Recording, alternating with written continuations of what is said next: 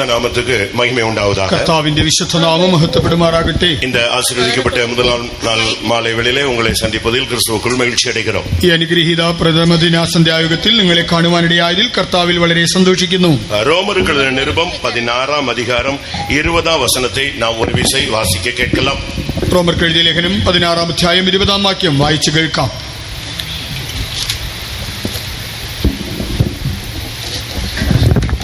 சமாதானத்தின் தேவன் சீக்கிரமாய் சாத்தானை உங்கள் கால்களின் கீழே நசுக்கி போடுவார். நம்முடைய கர்த்தராகிய இயேசு கிறிஸ்துவினுடைய கிருபை உங்களுடனே கூட இருப்பதாக. ആമേൻ. സമാധാനത്തിന്റെ ദൈവമോ വേഗത്തിൽ സാത്താനെ നിങ്ങളുടെ കാൽ കീഴെ ചതച്ചു കളയും. നമ്മുടെ കർത്താവായ യേശു ക്രിസ്തുവിന്റെ കൃപ നിങ്ങളോട് കൂടി ഇരിക്കുമാറാകട്ടെ. கர்த்தருடைய பரிசுத்த நாமத்துக்கு மகிமை உண்டாவதாக. കർത്താവിന്റെ വിശുദ്ധ നാമം മഹത്വപ്പെടുമാറാകട്ടെ. சமாதானத்தின் தேவன் சாத்தானை உங்கள் கால்களின் கீழே நசுக்கி போடுவார் என்று நாம் இப்பொழுது வாசிக்கிறோம். നാം ഇപ്പോൾ വായിച്ചു കേട്ടത് സമാധാനത്തിന്റെ ദൈവം സാത്താനെ നമ്മുടെ കാൽ കീഴെ ചതച്ചു കളയുമെന്നാണ്. ஆண்டவராகிய இயேசு கிறிஸ்து இந்த பூமியிலே கடந்து வந்ததனுடைய பிரதான நோக்கம் அதுவாகவே இருக்கிறது. നമ്മുടെ കർത്താവായ യേശു ക്രിസ്തു ഈ ഭൂമിയിൽ ആഗതനായതിന്റെ പ്രധാന ഉദ്ദേശം ഇത് തന്നെയാണ്. ஆண்டவராகிய இயேசு கிறிஸ்து இந்த உலகத்தில் பிறந்தது, மரித்தது, மறுபடி உயிரோடு எழும்பினது, மறுபடி பரத்திற்கு போனது, மறுபடியும் வரப்போகிறது எல்லாமே தெளிவாக சொல்லப்பட்டாலும் இயேசு கிறிஸ்து இந்த பூமியிலே கடந்து வந்ததற்கு மிக முக்கியமான ஒரு நோக்கம் சாத்தானை நசுக்கும்படியாக. നമ്മുടെ കർത്താവായ യേശു ക്രിസ്തു ഈ ലോകത്തിൽ ആഗതനായി അവൻ കഷ്ടങ്ങൾ സഹിച്ചു, അവൻ മരിച്ചു, അവൻ ഉയർത്തെഴുന്നേറ്റു, സ്വർഗാരോഹണം ചെയ്തു, അവൻ വീണ്ടും വരും. ഇതൊക്കെ വ്യക്തമായി പറയുന്നുവെങ്കിലും കർത്താവായ യേശു ക്രിസ്തു ഈ ലോകത്തിൽ വന്നതിന്റെ ഒരു പ്രധാന ഉദ്ദേശം എന്നത് സാത്താനെ നമ്മുടെ കാൽക്കീഴെ ചതച്ചു കളയുവാൻ വേണ്ടിയാണ്. இதைத்தான் ஆதியாகமம் 3ஆம் அதிகாரம் 15ஆம் வசனத்தை நாம் பார்க்கும் பொழுது ஸ்ரீயின் வித்தானவர் உன் தலையை நசுக்குவார் என்று சொல்லப்பட்டிருக்கிறது. ഉൽപ്പത്തി പുസ്തകം 3ആം അധ്യായം 15ആം വാക്യത്തിൽ സ്ത്രീയുടെ സന്തതി നിന്റെ തലയെ തകർക്കും എന്ന് അവിടെ പറഞ്ഞിരിക്കുന്നു. அவர்தான் ஆண்டவராகிய இயேசு கிறிஸ்து. അത് നമ്മുടെ കർത്താവായ യേശു ക്രിസ്തു. அவர் இந்த உலகத்திலே வந்து சாத்தானுடைய தலையை நசுக்கினது மாத்திரமல்ல பிரியமானவர்களே, இன்றைக்கும் அவன் எழும்பும் பொழுது மறுபடியும் அவன் சபையின் கீழே, சபையினுடைய காலின் கீழே அதை மறுபடியும் நசுக்கி போடுவார் என்று சொல்லப்பட்டிருக்கிறது. സാത്താന്റെ തലയെ തകർത്തത് മാത്രമല്ല, ഇന്നും അവൻ എഴുന്നേൽക്കുമ്പോൾ സഭയുടെ കാൽ കീഴേ സാത്താന്റെ തലയെ ചതച്ചു കളയുമെന്ന് പറഞ്ഞിരിക്കുന്നു. இன்றைக்கும் அவனுடைய சக்திகள் பூமியிலே பல விதங்களில் கிரியை செய்கிறதை நாம் பார்க்கிறோம். ഇന്നും അവന്റെ ശക്തി പല വിധത്തിൽ ഭൂമിയിൽ പ്രവർത്തിക്കുന്നത് നമുക്ക് കാണാമല്ലോ. இன்றைக்கு அவனை கீழே தள்ளிவிட்டபடினால் அவன் பல இடங்களில் இருந்து பல விதங்களில் சபைக்கு விரோதமாக, ஜனத்துக்கு விரோதமாக, இல்லாவிட்டால் தேசத்தில் உள்ளதான பாவப்பட்ட ஜனங்களுக்கு விரோதமாக அவன் போராடுகிறதை நாம் இன்றைக்கு கண்கூடாக காண்கிறோம். അവനെ താഴെ തള്ളിയിട്ടത് കൊണ്ട് അവൻ സഭയ്ക്ക് വിരോധമായി, ജനത്തിന് വിരോധമായി, ദേശത്തിലെ സാധാരണക്കാർക്ക് വിരോധമായി പല നിലകളിൽ പ്രവർത്തിക്കുന്നത് നമുക്കിന്ന് വ്യക്തമായി കാണുവാൻ കഴിയും. தனக்கு அந்த மேன்மையான இடம் கிடைக்காத பொழுது தன்னை போல யாருக்குமே அது கிடைக்க கூடாது என்பது பிசாசினுடைய ஒரு தந்திரமாக இருக்கிறது. ഉന്നത സ്ഥാനം തനിക്ക് ലഭിക്കാത്തത് കൊണ്ട് തനിക്ക് ലഭിക്കാത്ത സ്ഥാനം മറ്റുള്ള ആർക്ക് ലഭിക്കരുതെന്നുള്ളതാണ് പിശാചിന്റെ ദുരുദ്ദേശം. ஏசாயா 14ஆம் அதிகாரத்தின்படி அவனை அவர் மேலே இருந்து கீழே தள்ளுகிறதை நாம் பார்க்க முடியும். യെശയ്യാവ് 14ആം അധ്യായ പ്രകാരം നോക്കിയാൽ കർത്താവ് അവനെ മുകളിൽ നിന്ന് താഴേക്ക് തള്ളിയിടുന്നത് കാണാം. அவன் தன் இருதயத்திலே வடதிசையில் உள்ள சீயோன் பர்வதத்தை வாஞ்சித்த பொழுது உடனே அவனை கீழே தள்ளுகிறதாக நாம் பார்க்கிறோம். ഉത്തരാദിക്കിലുള്ളതായ സിയോൻ പർവ്വതം അവൻ തന്റെ ഹൃദയത്തിൽ മോഹിച്ചപ്പോൾ അവനെ താഴേക്ക് തള്ളിയിട്ടതായി കാണാം.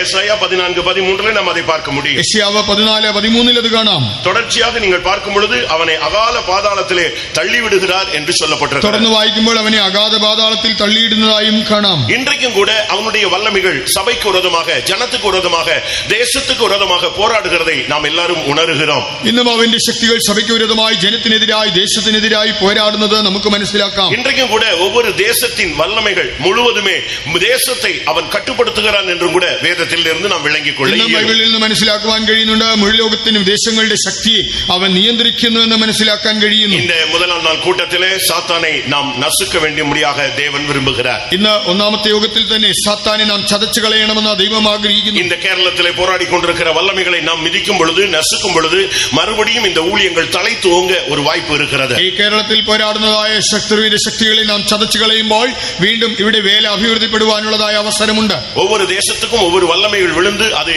கட்டுப்படுத்திக் கொண்டிருக்கிறதாக வேதம் சுட்டிக்காட்டுகிறது. ഓരോ ദേശത്തിനെതിരായി വീണുപോയതായ ശക്തികൾ എഴുന്നേറ്റ് അതിനെ നിയന്ത്രിക്കുന്നതായി ബൈബിൾ പറയുന്നു. அன்றைக்கு மேலே இருந்து தள்ளிவிடப்பட்ட ஒரு கூட்டம் சக்தி வானத்தில் நின்றதாகவும், அடுத்த ஒரு கூட்டம் பூமியில இருந்ததாகவும், அடுத்த ஒரு கூட்டம் பாதாளத்தில் போய் விழுந்ததாகவும் வேதம் சுட்டிக்காட்டுகிறது. അന്ന് തള്ളിയിടപ്പെട്ടതായ ശക്തികളിൽ ഒരു കൂട്ടം ആകാശത്തിലും ഒരു കൂട്ടം ഭൂമിയിൽ വീണു, മറ്റൊരു കൂട്ടം അവിടെ നിന്ന് പാതാളത്തിലേക്കും തള്ളപ്പെട്ടതായി ബൈബിൾ പറയുന്നു. നാം ഇதை சரியான விதத்தில் விளங்கிக் கொள்ள முடியும். നാം ഇത് വ്യക്തമായി മനസ്സിലാക്കണം. லூக்கா எழுதின சுவிசேஷத்தை நாம் பார்க்கும் பொழுது, ലൂക്കോസ് എഴുതിയ സുവിശേഷം വായിക്കുമ്പോൾ 10 அதிகாரம் 18 வசனத்திலே அந்த விழுந்து போன ஒரு வல்லமை வானத்திலேயே நின்று கொண்டதாக பார்க்கிறோம். 10 അധ്യായം 18 വാക്യത്തിൽ അവിടെ തള്ളപ്പെട്ടതായ ശക്തി അത് ആകാശത്തിൽ നിൽക്കുന്നതായി കാണാം. வெளிப்படுத்தல் 2 அதிகாரம் 13 வசனத்தை பார்க்கும் பொழுது சாத்தான் தன்னுடைய சிங்காசனத்தை பூமியிலே போட்டிருக்கிறதாக வேதம் சொல்லுகிறது. വെളിപ്പാട് പുസ്തകം 2 അധ്യായം 13 വാക്യത്തിൽ സാത്താൻ തന്റെ സിംഹാസനം ഭൂമിയിൽ സ്ഥാപിച്ചിരിക്കുന്നു എന്ന് ബൈബിൾ പറയുന്നു. யூதா நிருபத்திலே 6 வசனத்தை பார்க்கும் பொழுது அந்தகாரத்திலே ஒரு வல்லமையை தள்ளி அவர் கட்டி முத்திரை போட்டு வைத்திருக்கிறார் என்றும் வேதம் சொல்லுகிறது. യൂദായുടെ ലേഖനം 6 അധ്യായത്തിൽ വായിക്കുമ്പോൾ ഒരു കൂട്ടം ദൂതന്മാരെ അവൻ അന്ധകാര ചങ്ങലയിൽ ബന്ധിച്ചു വെച്ചിരിക്കുന്നു എന്ന് കാണാം. அங்கே வானத்தில் மட்டுமல்ல, இங்கேயும் சாத்தான் தன்னுடைய சிங்காசனத்தை போட்டு வைத்திருக்கிறான். ஆனால் தான் தேசங்கள் அவனுடைய கட்டுப்பாட்டில் இருக்கிறது. நாம் சரியாக அந்த வல்லமையை அழிக்கும் பொழுதுதான் நமக்கு விடுதலையும் ஜெயமும் சபையினுடைய ஸ்தானமும் பாதுகாக்கப்படும். ആകാശത്തിൽ മാത്രമല്ല, ഭൂമിയിലും സാത്താൻ തന്റെ സിംഹാസനം സ്ഥാപിച്ചവൻ ദേശങ്ങളെ ഭരിക്കുന്നത് കൊണ്ട് നാം ഈ നാളുകളിൽ അവന്റെ തലയെ തകർത്തെങ്കിൽ മാത്രമേ വീണ്ടുമായിട്ട് സഭയുടെ ആസ്ഥാനം സൂക്ഷിക്കപ്പെടൂ. தானியேல் 10 அதிகாரம் 13 வசனத்திலே பார்க்கும் பொழுது பெர்சியாவின் அதிபதி என்ற ஒரு வார்த்தையை நாம் பார்க்கிறோம். ദാനിയേൽ 10:13 വായിക്കുമ്പോൾ പാർസി സാമ്രാജ്യത്തിന്റെ പ്രഭു എന്ന് കാണാം. தானியேல் 10:20 பார்க்கும் பொழுது கிரேக்கு தேசத்தின் அதிபதி என்று பார்க்கிறோம். 10:20 കാണുമ്പോൾ യവന ദേശത്തിന്റെ പ്രഭു എന്ന് കാണാം. இந்த வல்லமைகள் அந்தந்த தேசத்தை கட்டுப்படுத்திக் கொண்டு ஒரு மனிதன் என்ற பெயரிலே உலகத்திலே ஒரு கட்சி ஒரு பார்ட்டியை வைத்து அது ஆளுகை செய்தாலும் இதற்கு பின்னாலே ஒரு வல்லமை இருக்கிறது. ഈ ദുഷ്ടശക്തികൾ അതാത് ദേശത്തെ അവ നിയന്ത്രിച്ചു വയ്ക്കുന്നു. ഒരു വ്യക്തിയുടെ രൂപത്തിലോ അല്ലെങ്കിൽ ഒരു സംഘടനയുടെ രൂപത്തിലോ അവ പ്രവർത്തിക്കുന്നുവെങ്കിലും ഇതിന്റെ പിന്നിൽ ഒരു വലിയ പൈശാചിക ശക്തിയുണ്ട്. சரியான அபிஷேகமும் சரியான வெளிப்படுத்தலும் உள்ள தேவ ஜனங்கள் மட்டுமே இந்த வல்லமையை புரிந்து கொள்ளவும் முடியும், இந்த வல்லமையை மேற்கொள்ளவும் முடியும். ശരിയായ അഭിഷേകം വെളിപ്പാടുമുള്ളതായ ദൈവജനത്തിന് മാത്രമേ ഇതിനെ തിരിച്ചറിയാനും കീഴ്പ്പെടുത്തുവാനും കഴിയൂ. இந்த வல்லமையினுடைய சக்திகள் என்ன? ഈ ദുഷ്ടശക്തികളുടെ ബലം എന്താണ്? இது உலகத்தை ஆளுகிறதோ இல்லையோ தேவ ஜனத்துக்கு விரோதமாக எழும்புகிறதை நாம் விளங்கிக் கொள்ள இயலும். ഇത് ലോകത്തെ ഭരിക്കുന്നോ ഇല്ലയോ, പക്ഷേ ദൈവജനത്തിന് വിരോധമായി എഴുന്നേൽക്കുന്നത് കാണാം. தேவ ஜனத்தினுடைய ஜெபங்களுக்கு பதில் வராமல் தடுக்கிற அந்த பெர்சியாவின் அதிபதியை நீங்கள் வேதத்திலே பார்க்க முடியும். ദൈവജനത്തിന്റെ പ്രാർത്ഥനയ്ക്ക് മറുപടി ലഭിക്കാതെ തടുക്കുന്നതായ പാർസി രാജ്യത്തിന്റെ പ്രഭുവിനെ കാണാം.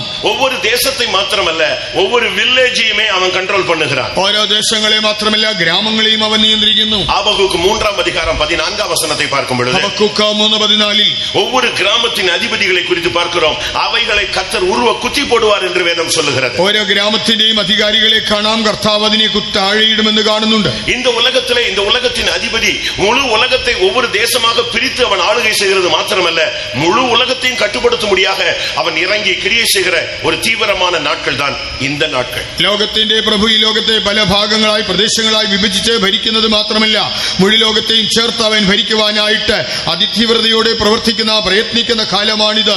இந்த முதல் நாள் கூட்டத்திலேயே சாத்தானை கட்டிவிட்டால் மீதி உள்ள கூட்டங்கள் எல்லாம் ஆசீர்வாதமாக செழிப்பாக எந்த பிரச்சனையும் இல்லாமல் நடக்கும் என்று நான் விசுவாசிக்கிறேன். ആകയാൽ ഈ പ്രാരംഭ യോഗത്തിൽ തന്നെ സാത്താനെ നാം ബന്ധിച്ചു കഴിഞ്ഞാൽ ഇനിയുള്ള യോഗങ്ങളെല്ലാം തന്നെ തടസ്സം കൂടാതെ വളരെ സമൃദ്ധിയായി നല്ല നിലയിൽ നടക്കുമെന്ന് ഞാൻ പ്രതീക്ഷിക്കുന്നു. சிலுவையிலே அவனுடைய தலையை நசுக்கினது மாத்திரமல்ல, ரோமர் 16:20 சொல்லுகிறது, மறுபடியும் உங்கள் கால்களின் கீழே அவனை ஒரு விசை நசுக்கி போடுவார். ക്രൂശിൽ അവന്റെ തലയെ തകർത്ത് കളഞ്ഞത് മാത്രമല്ല, റോമർ 16:20 വായിക്കുമ്പോൾ ദൈവം വീണ്ടും സാത്താനെ നിങ്ങളുടെ കാൽ കീഴെ ചതച്ചു കളയും. சிலுவையில் அவர் பெற்ற ஜெயத்தை நாம் முதலாவது நமக்கு சொந்தமாக மாற்ற வேண்டும். ക്രൂശിൽ അവൻ നേടിയതായ ജയത്തെ നാം ആദ്യം നമ്മുടെ സ്വന്തമാക്കി മാറ്റണം. நாம் எப்பொழுதெல்லாம் ஒவ்வொரு ஸ்தானத்தை எட்டுகிறோமோ, அபிஷேகத்தில் வளருகிறோமோ, இல்லாவிட்டால் தாழ்ந்து போகிறோமோ, அந்த நேரங்கள் எல்லாம் இந்த சக்தி நம்மை சந்திப்பதை நாம் பார்க்க இயலும். നാം നമ്മുടെ ആത്മീയ ജീവിതത്തിൽ മുന്നേറുമ്പോൾ, അഭിഷേകം പ്രാപിക്കുമ്പോൾ, ഒരു സ്ഥാനത്തെത്തുമ്പോൾ, അല്ലെങ്കിൽ നമുക്കൊരു അധപതനം ഉണ്ടാകുമ്പോഴെല്ലാം ഈ ശത്രുവിന്റെ ശക്തികൾ നമ്മെ നേരിടുന്നത് നമുക്ക് കാണാം. இயேசு அபிஷேகம் பெற்றவராக அவர் வெளியே வந்த உடனே அவரை சோதிக்கும்படியாக ஒரு சக்தி வந்து 3 விசை அவரை சோதித்ததாக வேதம் சொல்லுகிறது. எல்லாருக்கும் தெரியும். യേശു അഭിഷേകം പ്രാപിച്ചപ്പോൾ തന്നെ സത്താൻ അവന്റെ അടുക്കൽ വന്ന് അവനെ 3 പ്രാവശ്യം പരീക്ഷിച്ചത് നമുക്ക് എല്ലാവർക്കും അറിയാം. இவனை குறித்து இயேசு கிறிஸ்து திரும்ப பேசும் பொழுது அவன் ஒரு உலகத்தின் அதிபதி என்று அவர் பேசுகிறார். കർത്താവായ യേശു ക്രിസ്തുവിനെ കുറിച്ച് വീണ്ടും പറയുമ്പോൾ ലോകത്തിന്റെ പ്രഭു എന്നാണ് പറയുന്നത്. கர்த்தருடைய பரிசுத்த நாமத்துக்கு மகிமை உண்டாவதாக. കർത്താവിന്റെ വിശുദ്ധ നാമം മഹത്വപ്പെടുമാറാകട്ടെ. யோவான் 12:31 அவர் அவனை உலகத்தின் அதிபதி என்று இயேசு சுட்டிக்காட்டுகிறார். യോഹന്നാൻ 12:31 കർത്താവായ യേശു അവനെ ലോകത്തിന്റെ പ്രഭു എന്നാണ് ചൂണ്ടിക്കാണിക്കുന്നത്. കാണിക്കുന്നത്. யோவான் 14:30 அவனை மறுபடியும் அவர் சந்தித்ததாக வேதம் பார்க்கிறோம். യോഹന്നാൻ 14:30 അവൻ വീണ്ടും വന്നതായി നമുക്ക് കാണാം. இவன் இன்றைக்கும் சபைக்கு விரோதமாக எழும்புகிற ஒரு சக்தி. ഇവൻ ഇന്നും സഭയ്ക്ക് വിരോധമായി എഴുന്നേൽക്കുന്ന ഒരു ശക്തിയാണ്. அவன் உலகத்தின் அதிபதி, ஆண்டவராகிய இயேசு கிறிஸ்து நம்முடைய ரட்சிப்பின் அதிபதி. കർത്താവായ യേശു നമ്മുടെ രക്ഷാനായകനാണ്, അവനോ ലോകത്തിന്റെ പ്രഭുവാണ്. எபிரேயர் 2 அதிகாரத்திலே நம்முடைய ரட்சிப்பின் அதிபதியை அவர் உபத்திரவங்களின் வழியாக பூரணப்படுத்துகிறது, அவருக்கு ஏற்றதா இருந்தது என்று வேதம் சுட்டிக்காட்டுகிறது. എബ്രായ ലേഖനം 2 അധ്യായത്തിൽ വായിക്കുമ്പോൾ നമ്മുടെ രക്ഷാനായകനെ താൻ അനുഭവിച്ച കഷ്ടങ്ങളാൽ തികഞ്ഞവനാക്കുന്നത് ദൈവത്തിന് യുക്തമായിരുന്നു. இந்த உலகத்தின் வல்லமையை ஒரு விசுவாசி, ஒரு தேவனுடைய பிள்ளை, ஒரு அபிஷேகம் பெற்றவன் சரியான அபிஷேகத்தின் நிறைவு இருந்தால்தான் அவனை ஜெயிக்க இயலும். ഈ ലോകത്തിന്റെ ശക്തിയെ ഒരു വിശ്വാസി അഭിഷേകം പ്രാപിച്ചവന് യഥാർത്ഥമായ അഭിഷേകത്തിന്റെ നിറവുണ്ടെങ്കിൽ മാത്രമേ അതിനെ ജയിക്കുവാൻ സാധിക്കൂ. இன்றைக்கு சபைக்கு விரோதமாக இந்த உலகத்தின் வேஷங்கள் எழும்புகிறதை பார்க்கலாம். ഇന്ന് സഭയ്ക്ക് വിരോധമായി ഈ ലോക വേഷങ്ങൾ എഴുന്നേൽക്കുന്നത് കാണാം. உலகத்தின் ஆசைகள் ஜனங்களுக்கு விரோதமாக எழும்புகிறதை பார்க்கலாம். ലോകമോഹങ്ങൾ ജനത്തിന് വിരോധമായി വരുന്നത് കാണാം. உலகத்தின் கவலைகள் சபையை நெருக்குகிறதை நாம் பார்க்கிறோம். ലോകത്തിന്റെ വിചാരങ്ങൾ സഭയെ ഞെരുക്കുന്നതും കാണാം. இன்றைக்கும் இந்த வல்லமைகளை நாம் எதிர்க்கும்படியாக நமக்கு தேவன் ஒரு வல்லமையுள்ள ஒரு அபிஷேகத்தை கொடுத்திருக்கிறார். ഇന്നും ഈ ശക്തികളെ എതിർക്കുവാൻ ദൈവം നമുക്ക് ശക്തിയുള്ള ഒരു അഭിഷേകം തന്നിട്ടുണ്ട്. கர்த்தருடைய பரிசுத்த நாமத்துக்கு மகிமை உண்டாவதாக. കർത്താവിന്റെ വിശുദ്ധ നാമം മഹത്വപ്പെടുമാറാകട്ടെ. இன்றைக்கு அவன் விழுந்து போன ஒரு வல்லமை, ஆனால் இன்றைக்கு அவன் பல ஸ்தானங்களில் நின்று தன்னுடைய வல்லமையை வெளிப்படுத்தி எதிர்த்து போராடி கொண்டிருக்கிறதை நாம் பூமியிலே பார்க்க இயலும். അന്ന് അവൻ വീണുപോയ ഒരു ശക്തിയാണെങ്കിലും ഇന്ന് അവൻ പല സ്ഥാനങ്ങളിൽ നിന്നുകൊണ്ട് അവൻ തന്റെ ശക്തിയെ വെളിപ്പെടുത്തി അവൻ പോരാടിക്കൊണ്ടിരിക്കുന്നത് കാണാം. சபைக்கு விரோதமாக, സഭയ്ക്ക് വിരോധമായി, உலகத்துக்கு விரோதமாக, ലോകത്തിനെതിരായി, பரிசுத்தவான்களுக்கு விரோதமாக, ശുദ്ധന്മാർക്കെതിരായി, நல்ல அபிஷேகம் பெற்ற விசுவாசிகளுக்கு விரோதமாக, നല്ല അഭിഷേകം പ്രാപിച്ച ദൈവജനത്തിനെതിരായി, வாலிப பிள்ளைகளுக்கு பையங்களுக்கு விரோதமாக, യുവതി യുവാക്കൾക്കെതിരായി, நம்முடைய வருங்கால சந்ததிக்கு விரோதமாக, നമ്മുടെ ഭാവി തലമുറയ്ക്കെതിരായി, சபையின் பரிசுத்தத்துக்கு விரோதமாக, സഭയുടെ വിശുദ്ധിക്കെതിരായി, சபையின் மறுரூபத்துக்கு விரோதமாக, സഭയുടെ രൂപാന്തരത്തിനെതിരായി, இப்படி பல விதங்களிலே அவன் போராடுகிறதை நாம் பார்க்க இயலும். എങ്ങനെ വിവിധ നിലകളിൽ അവൻ പൊരുതുന്നത് കാണാം. இதைத்தான் எபேசியர் 6 அதிகாரம் 12 வசனத்திலே பவுல் தெளிவாக பேசுகிறார். എഫേസ്യ ലേഖനം 6:12 പൗലോസ് ഇത് വ്യക്തമായി പറയുന്നുണ്ട്. நம்முடைய போராட்டங்கள் மாம்சத்தோடும் இரத்தத்தோடும் அல்ல, നമുക്ക് പോരാട്ടമുള്ളത് ജഡരക്തങ്ങളോടല്ല, நம்முடைய போராட்டங்கள் துரைத்தனங்களோடும் அதிகாரங்களோடும் என்று அவர் தெளிவாக பேசுகிறார். വാഴ്ചകളോടും അധികാരങ്ങളോടുമാണ് നമുക്ക് പോരാട്ടമുള്ളതെന്ന് താൻ പറയുന്നു. பிரபஞ்சத்தின் அந்தகார லோகாதிபதிகளோடு நமக்கு போராட்டம் உண்டு. ഈ അന്ധകാര ലോകാധിപതികളോട് നമുക്ക് പോരാട്ടമുണ്ട്. வான மண்டலங்களில் உள்ள பொல்லாத ஆவிகளின் சேனைகளோடு நமக்கு போராட்டம் உண்டு. സ്വർലോകങ്ങളിലെ ദുഷ്ടാത്മ സേനകളോട് നമുക്ക് പോരാട്ടമുണ്ട്. ஒவ்வொரு இடங்களிலும் இப்ப கொட்டாரக்கரைன்னு வச்சுக்கோங்களேன், கொட்டாரக்கரையை கண்ட்ரோல் பண்றதுக்கு ஒரு ஸ்பிரிட் இருக்கு. കൊട്ടാരക്കര എന്ന് പറയുമ്പോൾ അതിനെ നിയന്ത്രിക്കുന്ന ഒരു ദുരാത്മാവുണ്ട്. நம்முடைய ஒரு பாஸ்டர் திருப்பதிக்கு மாற்றமாகி போனார். നമ്മുടെ ഒരു പാസ്റ്റർ തിരുപ്പതിക്ക് സ്ഥലം മാറ്റമായി പോയി. அவர் புதிதாக அந்த பழைய ஃபெய்த்தவங்க போயிருந்த போது താൻ അവിടെ ആദ്യമായി ആ പഴയ ഫെയ്ത്തിൽ ചെന്നപ്പോൾ ஃபர்ஸ்ட் நாள் அவர் மார்னிங் பிரைசிங் முடிச்சிட்டு வெளியே வந்து படுத்திருந்தார். താൻ അതിരാവിലെ സ്തോത്രാരാധന കഴിഞ്ഞു വന്ന് കിടന്നു. கொஞ்ச நேரத்துல ஒரு லைட் தெரிந்தது. അപ്പോൾ ഒരു വെളിച്ചം കണ്ടു.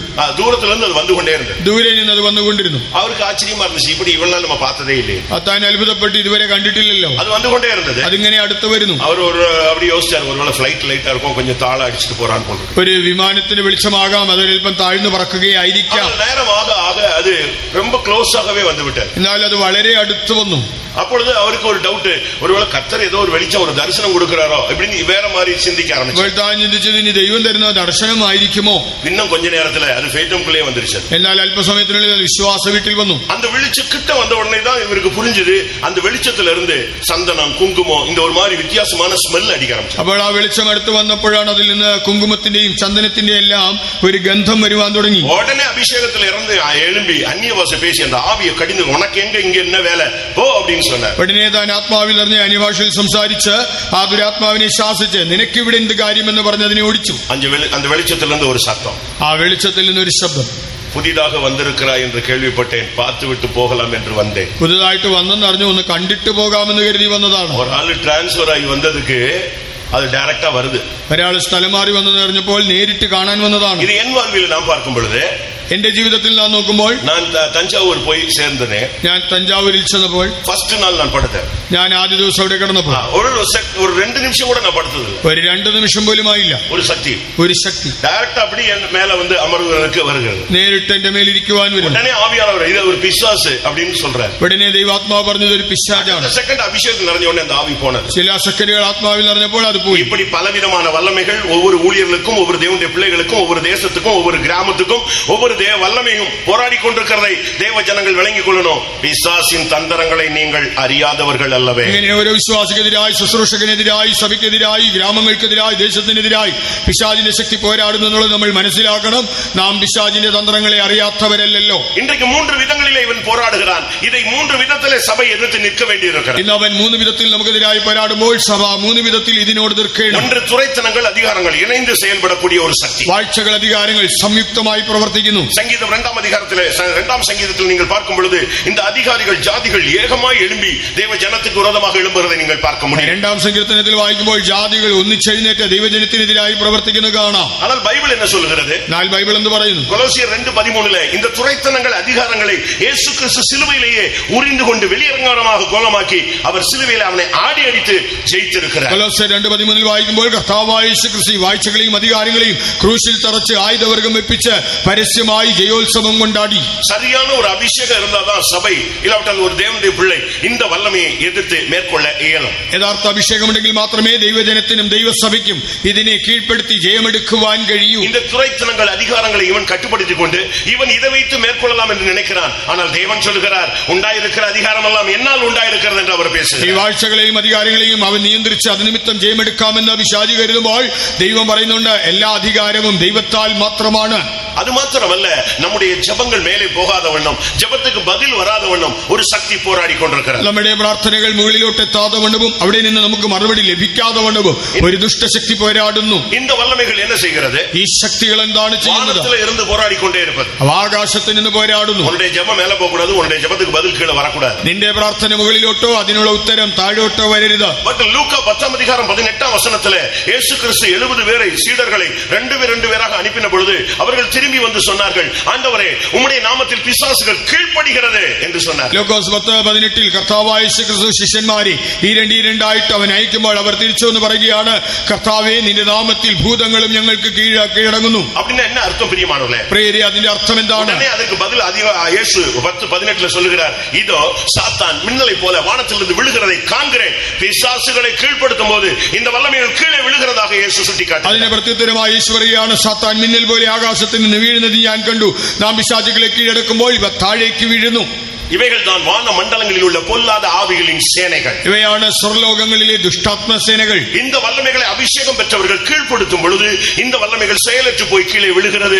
நம்முடைய விண்ணப்பங்கள், நம்முடைய ஜெபங்கள் மேலே போகிறது, கீழே நமக்கு பதில் வந்து சேருகிறது. അഭിഷേകം പ്രാപിച്ചതായ ദൈവജനങ്ങൾ ഇതിനെ കീഴ്പ്പെടുത്തുമ്പോൾ ഇവയെല്ലാം തന്നെ നിഷ്ക്രിയമായി താഴെ വീഴുന്നു. നമ്മുടെ പ്രാർത്ഥന മുകളിലേക്ക് എത്തുന്നു. അതിനുള്ളതായ മറുപടി നമുക്ക് താഴേക്ക് വരുന്നു. അടുത്ത ശക്തി ഇപ്രപഞ്ചത്തിൻ അന്ധകാര ലോകാധിപതി. അടുത്തതായിട്ട് ഈ ഇപ്പോഴത്തെ ദുഷ്ടാത്മ സേനകൾ വെളിപ്പെടുത്തൽ 2:13 നാം பார்க்கும் பொழுது, വെളിപ്പാട് 2:13 വായിക്കുമ്പോൾ സാത്താനുடைய സിംഹാസനം இருக்கிற இடத்தில் நீ குடியிருக்கிறாய் என்று அங்கே சுட்டிக்காட்டப்படுகிறது. നീ പാർക്കുന്നത് സാത്താന്റെ സിംഹാസനമുള്ള ഇടത്ത്. 2 കൊരിന്ത്യർ 4:4 சொல்லி இருக்கிறது, இப்பிரபஞ்சத்தின் தேவனானவன் ஜனத்தினுடைய மனக்கண்களை குருடாக்குறான் என்று சொல்லப்பட்டிருக்கிறது. 2 കൊരിന്ത്യർ 4:4 വായിക്കുമ്പോൾ ഈ ലോകത്തിന്റെ ദൈവം ജനത്തിന്റെ മനസ്സ് കുരുടാക്കി. ஆனபடியால் தான் நம்ம எவ்வளவு பிரசங்கம் பண்ணாலும் சரி, எத்தனை சத்தியங்களை சொன்னாலும் சரி, நம்முடைய ஜனங்களுக்கு எவ்வளவு போதித்தாலும் இந்த மனது கெடுக்கப்பட்டவர்கள் இங்கே இருக்கும் பொழுது, அவர்கள் அந்த வல்லமையினால தாக்கப்படும் பொழுது அவர்களுக்கு செயல் இல்லாமல் போய்விடுகிறது. ആകയാലാണ് എത്ര തന്നെ ഉപദേശിച്ചാലും എത്ര സത്യങ്ങളെ പ്രസംഗിച്ചാലും മനസ്സ് വഷളായവർ ഇവിടെ ഇരുന്നത് കേട്ടുകൊണ്ടിരുന്നാൽ അത് അവരുടെ മനസ്സിൽ അത് കടക്കുകയോ അവർക്കത് പ്രാവർത്തികമാക്കുവാനോ സാധിക്കുന്നില്ല. இதை பவுல் என்ன சொல்லுகிறார்? പൗലോസ് എന്താണ് പറയുന്നത്? சொல்லுகிறார், വ്യക്തമായി പറയുന്നു, கிறிஸ்துவை பற்றிய உண்மை நின்று உங்களுடைய மனம் கெடுக்கப்படுமோ என்று நான் பயந்திருக்கிறேன் என்று அவர் பேசுகிறார். ക്രിസ്തുവിനോടുള്ള ഏകാഗ്രതയും നിർമ്മലതയും വിട്ടാൽ നിങ്ങളുടെ മനസ്സ് വഷളായി പോകുമോ എന്ന് ഭയപ്പെടുന്നു. 2 കൊരിന്ത്യർ 11:2 நீ 3ஆம் வசனத்துல நீங்கள் இதை பார்க்க முடியும். 2 കൊരിന്ത്യർ 11:3 വാക്യത്തിൽ അത് കാണാം. பிரியமானவர்களே, வான மண்டலங்களில் உள்ள பொல்லாத ஆவிகளின் சேனைகள், இப்பிரபஞ்சத்தின் அந்தகார லோகாதிபதிகள், இந்த வல்லமைகள் எல்லாம் இன்றைக்கும் சபைக்கு விரோதமாக போராடுகிறது. ஆனால் வேதம் சொல்லுகிறது, அன்றைக்கு நான் சிலுவையிலே அவனை நசுக்கினது மாத்திரமல்ல, சமாதானத்தின் தேவன் இன்றைக்கு இந்த முதல் நாள் கூட்டத்திலே உங்கள் கால்களின் கீழே நசுக்கி போடுவார். ഈ അന്ധകാര ലോകാധിപതികളും സ്വർലോകങ്ങളിലെ ദുഷ്ടാത്മസേനകളും ഇന്ന് ആ സഭയ്ക്ക് വിരോധമായി പോരാടുമ്പോൾ കർത്താവ് കർത്താവ് എന്താണ് പറയുന്നത്? അന്ന് ഞാൻ അതിനെ ക്രൂശിൽ തറച്ച് ജയമെടുത്തത് മാത്രമല്ല, ഇന്ന് സഭയുടെ കാൽക്കീഴെ അവനെ അത് ചതച്ചു കളഞ്ഞ് അവന് ജയം നൽകും. മത്തയി 16:18 சொல்லுகிறது, பாதாளத்தின் வாசல்கள் சபையை ஒரு காலம் மேற்கொள்வதில்லை. 14:18 പറയുമ്പോൾ പാതാള ഗോപുരങ്ങൾ സഭയെ ഒരിക്കലും ജയിക്കുകയില്ല. பல வல்லமைகள் உங்களுக்கு விரோதமாக, சபைக்கு விரோதமாக, தேசத்துக்கு விரோதமாக, பரிசுத்தத்துக்கு விரோதமாக எழும்பலாம். ஆனால் முடிவிலே நமக்கு ஜெயம் உண்டு என்பதை நீங்கள் விசுவாசியுங்கள். പലവിധമായ ശക്തികൾ നമുക്കെതിരായി, സഭയ്ക്കെതിരായി, ദേശത്തിനെതിരായി, നമ്മുടെ വിശുദ്ധിക്കെതിരായി എഴുന്നേറ്റാലും ആത്യന്തിക ജയം നമ്മുടേതാണെന്ന് നമ്മൾ വിശ്വസിക്കുക. அன்றைக்கு தேவனுடைய திட்டத்தின்படி பிசாசின் தலையை அவர் சிலுவையிலே அந்த குருசிலே அவர் நசுக்கிறது மாத்திரமல்ல, இன்றைக்கு சபைக்காக மறுபடியும் ஒரு விஷயம் இந்த மாலை வேளையிலே உங்கள் குடும்பத்துக்கு, உங்களுடைய பிள்ளைகளுக்கு, உங்களுடைய சந்ததிக்கு, உங்களுடைய ஊழியங்களுக்கு விரோதமான வல்லமைகளை இன்றைக்கு உங்கள் காலின் கீழே நசரேயனாகிய இயேசு நசுக்கி போடுவார். അന്ന് ദൈവിക പദ്ധതി പ്രകാരം കാൽവരി ക്രൂശിൽ കർത്താവായ യേശുക്രിസ്തു പിശാചിന്റെ തലയെ തകർത്തത് മാത്രമല്ല, ഇന്ന് നിങ്ങൾക്ക് വേണ്ടി, നിങ്ങളുടെ മക്കൾക്ക് വേണ്ടി, നിങ്ങളുടെ ശുശ്രൂഷയ്ക്ക് വേണ്ടി, നിങ്ങളുടെ നന്മയ്ക്കും അഭിവൃദ്ധിക്കുമായിട്ട് വീണ്ടുമായി സാത്താനെ നിങ്ങളുടെ കാൽക്കീഴെ അവൻ ചതച്ചു കളയും. இன்றைக்கு அந்த வல்லமைகள் உங்களுக்கு விரோதமாக எழும்புவதை நீங்கள் உணர்கிறீர்கள், அனுபவிக்கிறீர்கள். ഇന്ന് ആ ശക്തി നിങ്ങൾക്ക് വിരുദ്ധമായി നിൽക്കുന്നത് നിങ്ങൾ മനസ്സിലാക്കുന്നു, നിങ്ങൾ അത് അനുഭവിക്കുന്നു. பல விதமான சக்திகள் போராடுகிறதை நீங்க பார்க்கலாம். പലവിധ ശക്തികൾ പോരാടുന്നത് കാണാം. முந்தைய காலங்களில் நீங்க பெந்தெகோஸ்தே சபைகள்ல பாத்தீங்கன்னு சொன்னா பிசாசு பிடிச்சு ஆடுறவங்களை அதிகமா பார்க்கலாம். മുൻകാലങ്ങളിൽ പെന്തക്കോസ്ത് സഭകളിൽ പിശാച് പിടിച്ചാടുന്നവരെ ധാരാളം കാണാം. அது ஒரு ஊழியம் மாதிரி நம்ம ஆட்கள் செஞ்சுக்கிட்டு இருந்தாங்க. നമ്മുടെ ആളുകൾ അതൊരു ശുശ്രൂഷയായി ചെയ്തുകൊണ്ടിരുന്നു. ஆனா இப்போ எல்லாம் எந்த பிசாசும் ஆடுறது இல்ல, அது அமைதியா இருந்து தன்னுடைய ஒர்க் மட்டும் எல்லாருக்குள்ளேயும் பண்ணிக்கிட்டு இருக்கிறதாக நான் உணர்கிறேன். എന്നാൽ ഇന്ന് പിശാച് അങ്ങനെ ആടാറൊന്നുമില്ല, അത് മൗനമായിരുന്ന് മിണ്ടാതിരുന്ന് തന്റെ പ്രവൃത്തി ചെയ്തുകൊണ്ടിരിക്കുന്നതെന്ന് മനസ്സിലാകുന്നു. அதான் ஒரு பாஸ்டர் சொன்னாரு, ஆடுற பிசாசை துரத்திடலாம், இந்த ஆடாம உள்ள இருந்து வாழ்க்கையவே ஆட்டிக்கொண்டிருக்க இதுதான் ரொம்ப கஷ்டம்னு சொன்னாரு. അതാണ് ഒരു പാസ്റ്റർ പറഞ്ഞത്, ഇങ്ങനെ ആടുന്ന പിശാചിനെ നമുക്ക് എളുപ്പത്തിൽ പുറത്താക്കാം, എന്നാൽ ഇങ്ങനെയൊന്നും ചെയ്യാതെ അകത്തിരുന്നു കൊണ്ട് മനുഷ്യനെ നിയന്ത്രിക്കുന്ന ദുരാത്മാവിനെ നമുക്ക് എന്തെങ്കിലും ചെയ്യുവാൻ പ്രയാസമാണ്. உங்களுடைய ஊழியம், உங்களுடைய வாழ்க்கை, உங்களுடைய குடும்பம், உங்களுடைய சந்ததி, இதுக்கு விரோதமாக பல வல்லமைகள் போராடுகிறது நீங்கள் உணர முடியும். നിങ്ങളുടെ ശുശ്രൂഷ, നിങ്ങളുടെ കുടുംബം, നിങ്ങളുടെ ജീവിതം, നിങ്ങളുടെ തലമുറകൾക്ക് വിരോധമായി പലവിധമായ ശക്തികൾ പോരാടുന്നത് മനസ്സിലാക്കാം. ലൂക്കാ 13:16 பார்க்கும் பொழுது சாத்தான் 13 வருஷமாக 18 வருடமாக கட்டப்பட்ட ஒரு நிலவரத்தில் ஒரு பெண்ணை நாம் பார்க்கிறோம். அவளும் ஃபெய்த்தமுள்ளதா இருந்தாள். ലൂക്കോസ് 13:16 വായിക്കുമ്പോൾ സാത്താൻ 18 കൊല്ലം ബന്ധിച്ചിരുന്നതായ ഒരു സ്ത്രീയെ നമുക്ക് കാണുവാൻ കഴിയുന്നുണ്ട്.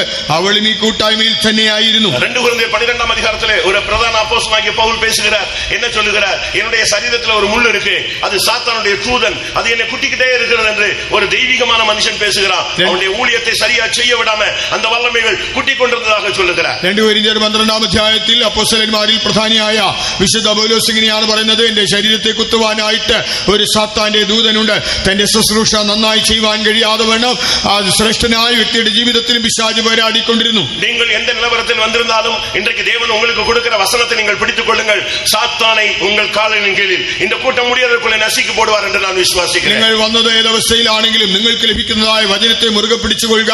ഈ യോഗം അവസാനിക്കും മുമ്പേ ദൈവം സാത്താനെ നിങ്ങളുടെ കാൽ കീഴെ ചതച്ചു കളയുമെന്ന് ഞാൻ വിശ്വസിക്കുന്നു. 1 தெசலோனிக்கேயர் 2 அதிகாரம் 18 வசனத்திலே பவுல் பேசுகிறார், எனக்கு ஊழியம் செய்ய ரொம்ப வாஞ்சை இருக்கிறது, ஆனால் சாத்தானோ உங்கள் பகுதியிலே வந்து ஊழியம் செய்ய விடாமல் என்னை தடை பண்ணினான் என்று அவர் பேசுகிறார். 1 തെസ്സലോനിക്കർ 2:18 വിശുദ്ധ പൗലോസ് ഇങ്ങനെയാണ് പറയുന്നത്, എനിക്ക് അവിടെ വന്ന് ശുശ്രൂഷ ചെയ്യുവാൻ വളരെ താല്പര്യമുണ്ട്, എന്നാൽ ഞാൻ അവിടെ വന്ന് ശുശ്രൂഷ ചെയ്യാതെ വേണം സാത്താൻ എന്നെ തടുത്തുകൊണ്ടിരിക്കുന്നു. ஒவ்வொரு இடங்களிலும் வித்தியாசமான பிரசங்கங்கள் பண்ணப்படுகிறது. ഓരോ സ്ഥലങ്ങളിലും വളരെ വ്യത്യസ്തമായ പ്രസംഗമാണ് ചെയ്യുന്നത്. ஒரே வசனத்தை ஒவ்வொரு ஊழியர்களும் தங்களுக்கு கொடுக்கப்பட்ட கிருபையின்படி, வெளிப்படுத்தலின்படி, தேவன் சொல்லுகிற அந்த திட்டத்தின்படி அவர்கள் பிரசங்கிக்கிறார்கள். ഓരോ വചനവും ശുശ്രൂഷകർ തങ്ങൾക്ക് ലഭിച്ചിരിക്കുന്നതായ കൃപയ്ക്കും വെളിപ്പാടിനും ദൈവത്തിന്റെ പദ്ധതിക്കും അനുസരിച്ച് വ്യത്യസ്തമായ നിലയിൽ പ്രസ്താവിക്കുന്നു. ஒரு பாஸ்டர் சொன்னார், ஒவ்வொரு பாஸ்டரும் ஒவ்வொரு பாம்பாட்டி மாதிரின்னு சொன்னார். ഒരു പാസ്റ്റർ പറഞ്ഞു, ഓരോ പാസ്റ്ററും ഓരോ പ്രാസംഗികനും ഒരു പാമ്പ് പിടുത്തക്കാരനെ പോലെ.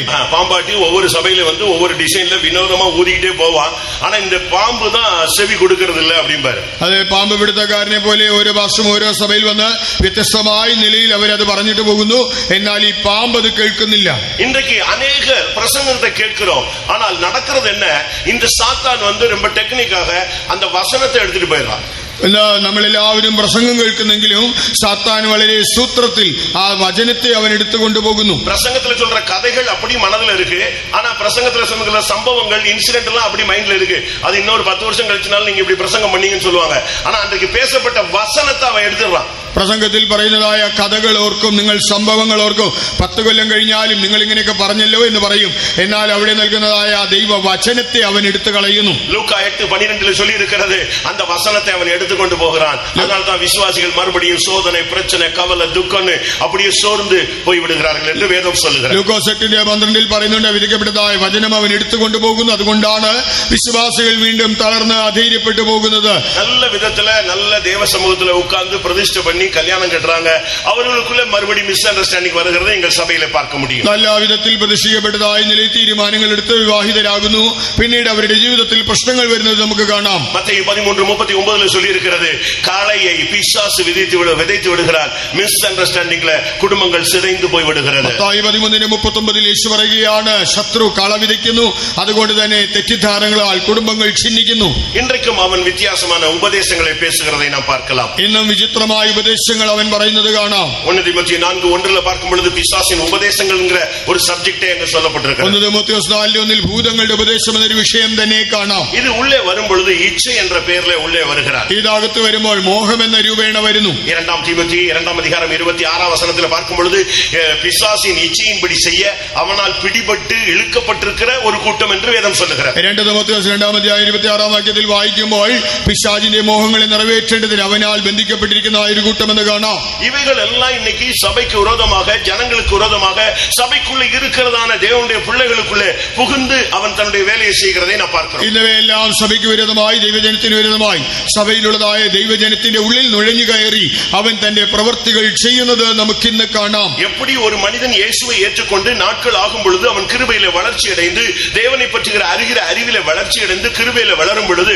அவன் இயேசுவை போல மாறுகிறானோ, அதே போல பிசாசுக்கு இடம் கொடுக்கிறவன் கொஞ்ச நாள்ல பிசாசா மாறுறான்னு பைபிள் சொல்லுகிறது. അതേ ഒരു വ്യക്തി കർത്താവായ യേശുവിനെ രക്ഷിതാവായി സ്വീകരിച്ചു കഴിയുമ്പോൾ അവൻ കൃപ പ്രാപിച്ച് ദൈവപരിജ്ഞാനം പ്രാപിച്ച് വളർന്ന് അവൻ കർത്താവിനോട് അനുരൂപനായി തീരുന്നത് പോലെ, അതുപോലെ തന്നെയാണ് ഒരു വ്യക്തി വിശ്വാസി അവൻ പിശാചിന് ഇടം കൊടുത്താൽ അവൻ പിന്നീട് പിശാചിനോട് അനുരൂപനായി തീരുന്നു. லூக்கா 8:30 பார்க்கும் பொழுது ஒரு மனிதனுக்குள்ள பிசாசு புகுந்ததாக சொல்லப்பட்டிருக்கிறது. ലൂക്കോസ് 8:30 ഒരുവനിൽ പിശാച് കടന്നതായി കാണാം. அந்த மனிதனை யோவான் 6:70 பார்க்கும் பொழுது பிசாசாய் மாற்றிவிட்டதாக வேதம் சொல்லுகிறது. യോഹന്നാൻ 6:70 ആ മനുഷ്യനെ പിശാചായി തന്നെ മാറ്റിയെന്ന് കാണാം. கர்த்தருடைய பரிசுத்த நாமத்துக்கு மகிமை உண்டாகட்டும். കർത്താവിന്റെ വിശുദ്ധ നാമത്തിന് മഹത്വം ഉണ്ടാകട്ടെ. இந்த வல்லமைகளை மேற்கொள்ள நமக்கு என்ன இருக்கிறது? ഈ ദുഷ്ടശക്തികളെ കീഴ്പ്പെടുത്തുവാൻ നമുക്ക് എന്താണുള്ളത്? நமக்கு தேவன் என்ன கொடுத்திருக்கிறார்? ദൈവം നമുക്ക് എന്ത് തന്നിട്ടുണ്ട്? அவர் நசுக்கிறது மாத்திரமல்ல, சபை அந்த வல்லமையை நசுக்க வேண்டும். അവൻ അതിനെ ചതച്ചത് മാത്രമല്ല, സഭയും അതിനെ ചതയ്ക്കണം. உங்கள் கால்களின் கீழே,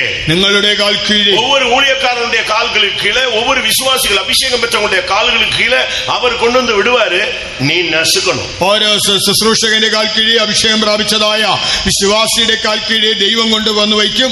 ചതച്ചു കളയേണ്ടത് നിങ്ങളാണ്. ஒரு வல்லமையான மனுஷன் ஒரு தன்னுடைய மகனை கூப்பிட்டு இவனை சத்துருவை துண்டாடி போடுன்னு சொன்னா அவன் பயந்து போய் முடியாதுன்னு சொல்லிட்டான். ഒരു ശക്തനായ മനുഷ്യൻ തന്റെ മകനെ വിളിച്ച് ശത്രുവിനെ വെട്ടിക്കളയാൻ പറഞ്ഞപ്പോൾ അവൻ പേടിച്ച് വിറച്ച് എന്നെ കൊണ്ട് പറ്റില്ല എന്ന് പറഞ്ഞു. ஆனா யோசுவா என்ன செய்தான்? എന്നാൽ യോശുവ എന്ത് ചെയ്തു? யுத்த அதிபதிகளை கூப்பிட்டு சத்துருக்களை கீழே படுக்க வச்சு தலைக்கு மேல கழுத்து மேல கால் வை, இதே போல எல்லா சத்துருக்களுக்கும் கர்த்தர் செய்வார் என்று சொன்னார். തന്റെ സൈന്യത്തിലെ പ്രമാണിമാരെ വിളിച്ച് ശത്രുക്കളുടെ കഴുത്തിന്മേൽ കാല് വയ്ക്കിച്ച് ചവിട്ടുവാൻ പറഞ്ഞു.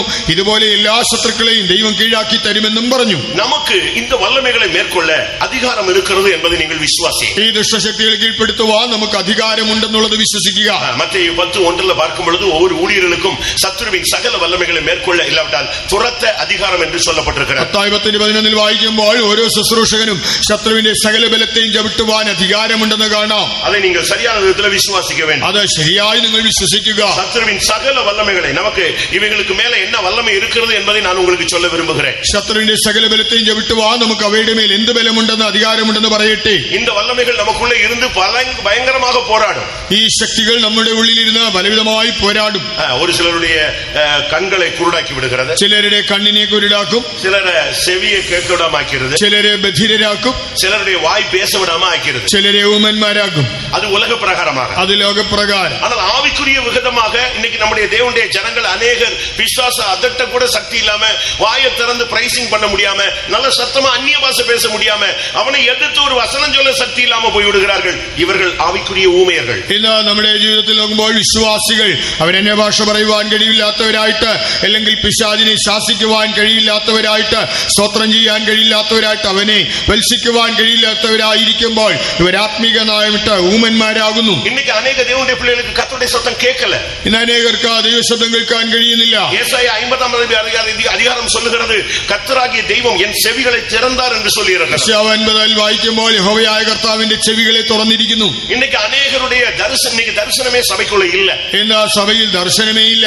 காரணம் என்ன? കാരണം എന്ത്? ஏலியின் காலமாக இருக்கிறது என்று நீங்கள் நினைக்கிறீர்கள். നിങ്ങൾ ചിന്തിക്കും ഇത് ഏലിയുടെ കാലമെന്ന്. பிரத்யட்சமான தரிசனம் இல்லாத ஒரு காலம் தான் விழுகையின் காலம். യഹോവയുടെ ദർശനം നേരിട്ടില്ലാത്തൊരു കാലമാണ് വീഴ്ചയുടെ കാലം. ലൂക്കാ 11:14 ஊமையான ஒரு மனிதனை நீங்கள் பார்க்கலாம். ലൂക്കോസ് 11:14 ഊമനായ ഒരു മനുഷ്യനെ കാണാം. മത്തേയു 12:22 ஊமையும் குருடுமான ஒரு வல்லமை தாக்கின ஒரு மனிதனை பார்க்கலாம். മത്തായി 12:22 ഊമനും കുരുടനുമായ ദുരാത്മാവ് ബാധിച്ചതായ ഒരു മനുഷ്യനെ കാണാം. മാർക്ക് 9:25 ஊமையும் செவிடுமான ஒரு ஸ்பிரிட் தாக்கின ஒரு ஆளை நீங்க பார்க்கலாம். മാർക്കോസ് 9:25 ഊമനും ബധിരനുമായ ദുരാത്മാവ് ബാധിച്ച ഒരു മനുഷ്യനെ കാണാം. അതിന്റെ ശരിயான അർത്ഥം என்ன?